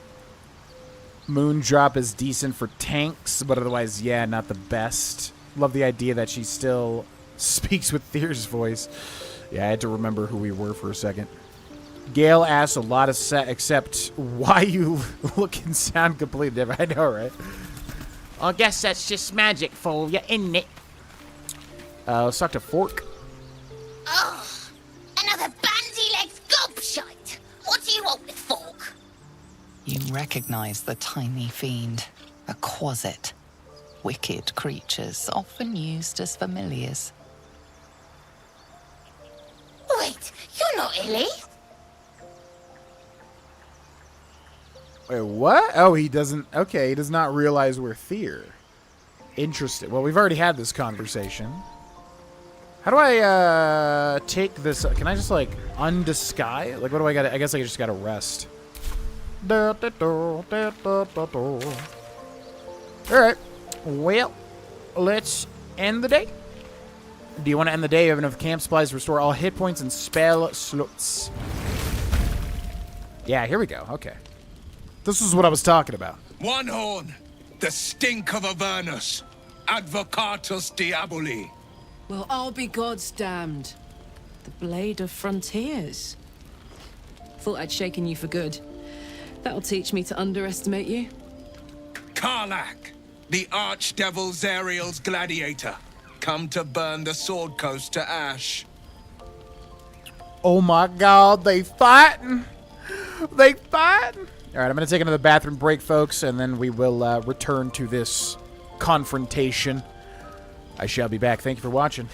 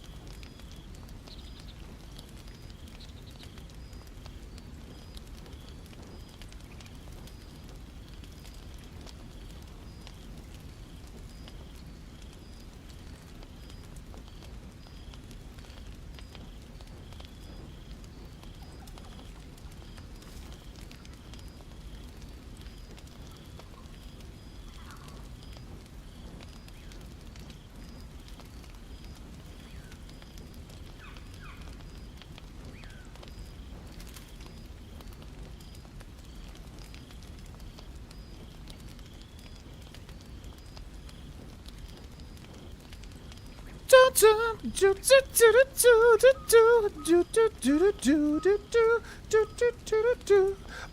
Clover. Black Rover. There's an anime song called Black Rover, but I don't know if it's related to Black Clover, which is an anime. But it's a kick-ass song. Just pops up on my playlist. Black Rover. Playthroughs are roughly your playthroughs? Like multiple playthroughs are 180 hours? Oh my god. Break disguise, but you have to add it to the wheel like you did. Oh, okay. Gotcha. Love this scene for reasons. Yeah, we're probably not going to use will. I mean, I'm definitely down. I don't know how this game does it, because some games like this, they will let you experience the characters' arcs without using them. But we're probably definitely not using will. His redesign, I will say, looks very goofy to me. And, yeah, we're a warlock, so. Too many warlocks. I brought your target, Will. Why don't you do the honors? How dare you even say that? The two of you have met before, I see. If by met, you mean hoofing it through the hells with this fucker on my tail. Whoa, F-bomb. Whoa! Shut it, devil. I know your kind. A heart darker than a shadow's nightmares. You'd cut a child's throat just to taste the blood. A devil? I didn't take the blade for a fool. A great fire roars through you. The fire of the first hell. You are Karlach, tearing through demons across a blood-red landscape of fire and volcanic cinder. The front lines of the Blood War. With every swing of her axe, Karlach fulfills Mistress Zariel's purpose. Proof, clear as summer sky. It's over, Karlach. It's time you feel the sting of the blade. I've tried to tell you. I'm not what you think I am. Another vision. Karlach's blade rays slicing through devils, Zariel's servants, as her eyes dart around, seeking escape. Will shudders with Karlach's desperation. She is a victim of the Blood War, not an agent of it. By Baldur's helm, No, I will not be tricked. You saw the truth. I may be an effective soldier, but I never wanted to serve Zariel. Legged it away from her the first chance I got. And yet you served. Stand down, you saw what I saw. Karlach is not a danger. Be practical. She's infected, same as us. We need allies, not enemies. You want to fight Will? I'll give it. That'd be interesting. We just killed Will right here. Be practical. She's infected, same as us. We need allies, not enemies. No! Devils cannot be trusted! Save failed perception. Interesting. You saw Karlach's thoughts. She poses no threat to the Sword Coast. You know monsters better than anyone. Can't you look in my eyes and see I'm not a devil? You don't know what this means. You don't know what you're asking me to do. I'm asking you to live, Will. I don't want to hurt you. And to be frank, I'd rather not find out how the blade got his name. I swear to you, on all I am not what you think. Shit!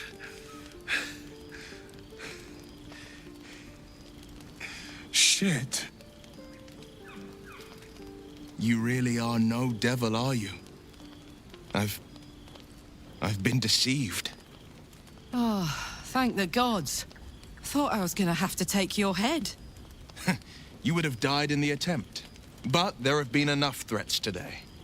Truce then, eh? Aye. Truce.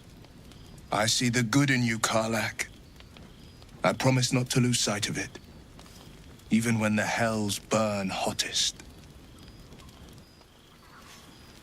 Cool. And we're all friends. There we go. 3 at that length so far. 2 in the first 6 months, and then a third a few months ago. Almost a year between.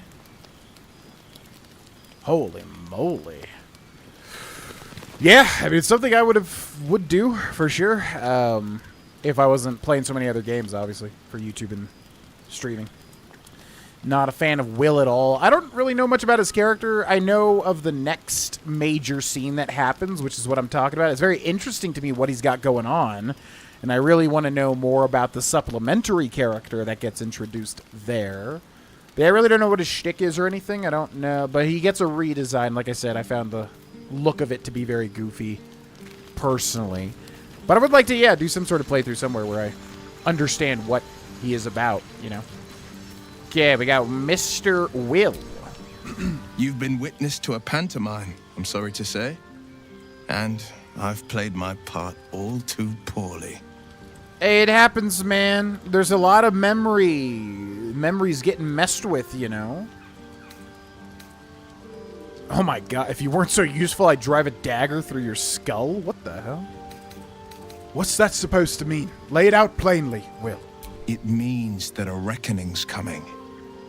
And I'll be the one to pay up. One night soon, when we make camp, the veil will be lifted, and I'll pay my penance. Yeah. Intriguing. A chance to see the blade squirm, perhaps. You don't know the half of it. Yeah, Will's got a whole lot going on. He's got that stone eye. He's got some facial scars. He's got a secret that he's not telling us about. And he's been misled to kill Karlach for some reason. What's happening there, I wonder? What up, Karlach? Glad Will saw sense. Even more glad he decided to stick around. Takes a pretty slick mover to track down old Karlach. Literally found her, like, incredibly easy. I'm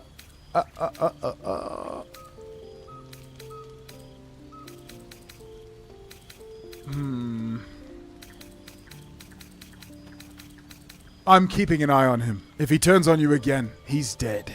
He won't. Someone wrong-footed him about me, and I'm betting we'll find out who before long. I respect someone who can admit when they're wrong, and stick around after, too. Plus, did you see his eye? Bet there's a good story there. Karlach is so nice, mainly because she doesn't need to be that nice at all, but she was really, like, diffusing the scenario there. What is that? A magic mirror. Okay, that just lets us change our appearance, right? Alright, I think we go to bed now. Go to bed. Auto-select, and then it chooses the food stuff. So why did it say 0 out of 1 there, though? 0 out of... I'm confused there. 2 out of 2 cheeses, but 0 out of 1 mushroom? What does that mean? Anyways, whatever. Full rest. Any secretive scene in the nighttime here? Nope. Bedrolls and breakfast. Take 4 full long rests in a single playthrough. Adventuring's tiring work. It's a weird little non-trophy trophy. Alright, looks like nobody needs to talk, so we will leave camp. Back into the real world.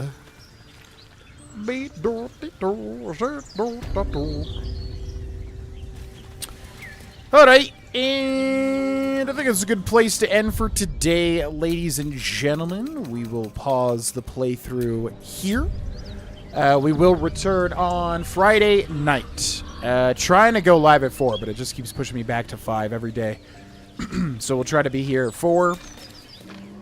I do not go to the gym on Fridays, so it will be easier to start at 4. Yeah. So definitely around that time if you want to see the continuation of our Baldur's Gate 3. Blind and full playthrough outside of Act 1, of course. Yeah. Thanks for watching. Once again, this playthrough is brought to you by the patrons on patreon.com/Golvana. Which, if you would like to join, there might be a chat replay or something. I don't really know how it works, but you can check the... Should be in the description if you'd like to join the Patreon. And whenever something gets finished, Banjo-Kazooie or Baldur's Gate 3, we are going to be voting. The patrons are going to be submitting, and then we're going to vote on what they submit for what to play next. So if you'd like to get involved, check that out. Also, join our Discord if you'd like to. Some fun stuff going on over there. And yeah. We'll be back live on the main channel tomorrow as well for more... Oh, no. Wednesday is my not streaming day. So we will not be live, but we will be live on Thursday for most likely more Fallout New Vegas Psychopath playthrough. Da, da, da, da, da, da, da. Being pro Karlach is the easiest decision in the game. She's a very tough character not to like. She's extremely cool, and also a sweetheart, which is a tough combination to beat. Yeah, thanks for watching, everybody. Thanks for watching. I really want to do more. I want to get more progress because this game is so beefy and I feel like we're going pretty slow. I'm not going to worry about it because, like, you know, again, the game is gigantic and intricate. It's going to be a long adventure regardless. But I do want to do more, so I'm going to try to figure out maybe we can do a bonus stream or, you know, try to just... Because, like, Fridays I don't go to the gym, so maybe we could do a logger stream starting earlier because I really want to get into, like, the thick of it. I want to break into this game, but yeah, we'll figure it out. Thanks for watching, folks. And, yeah, check out the links in the description, blah, blah, blah, and I'll see you next time. Bye-bye.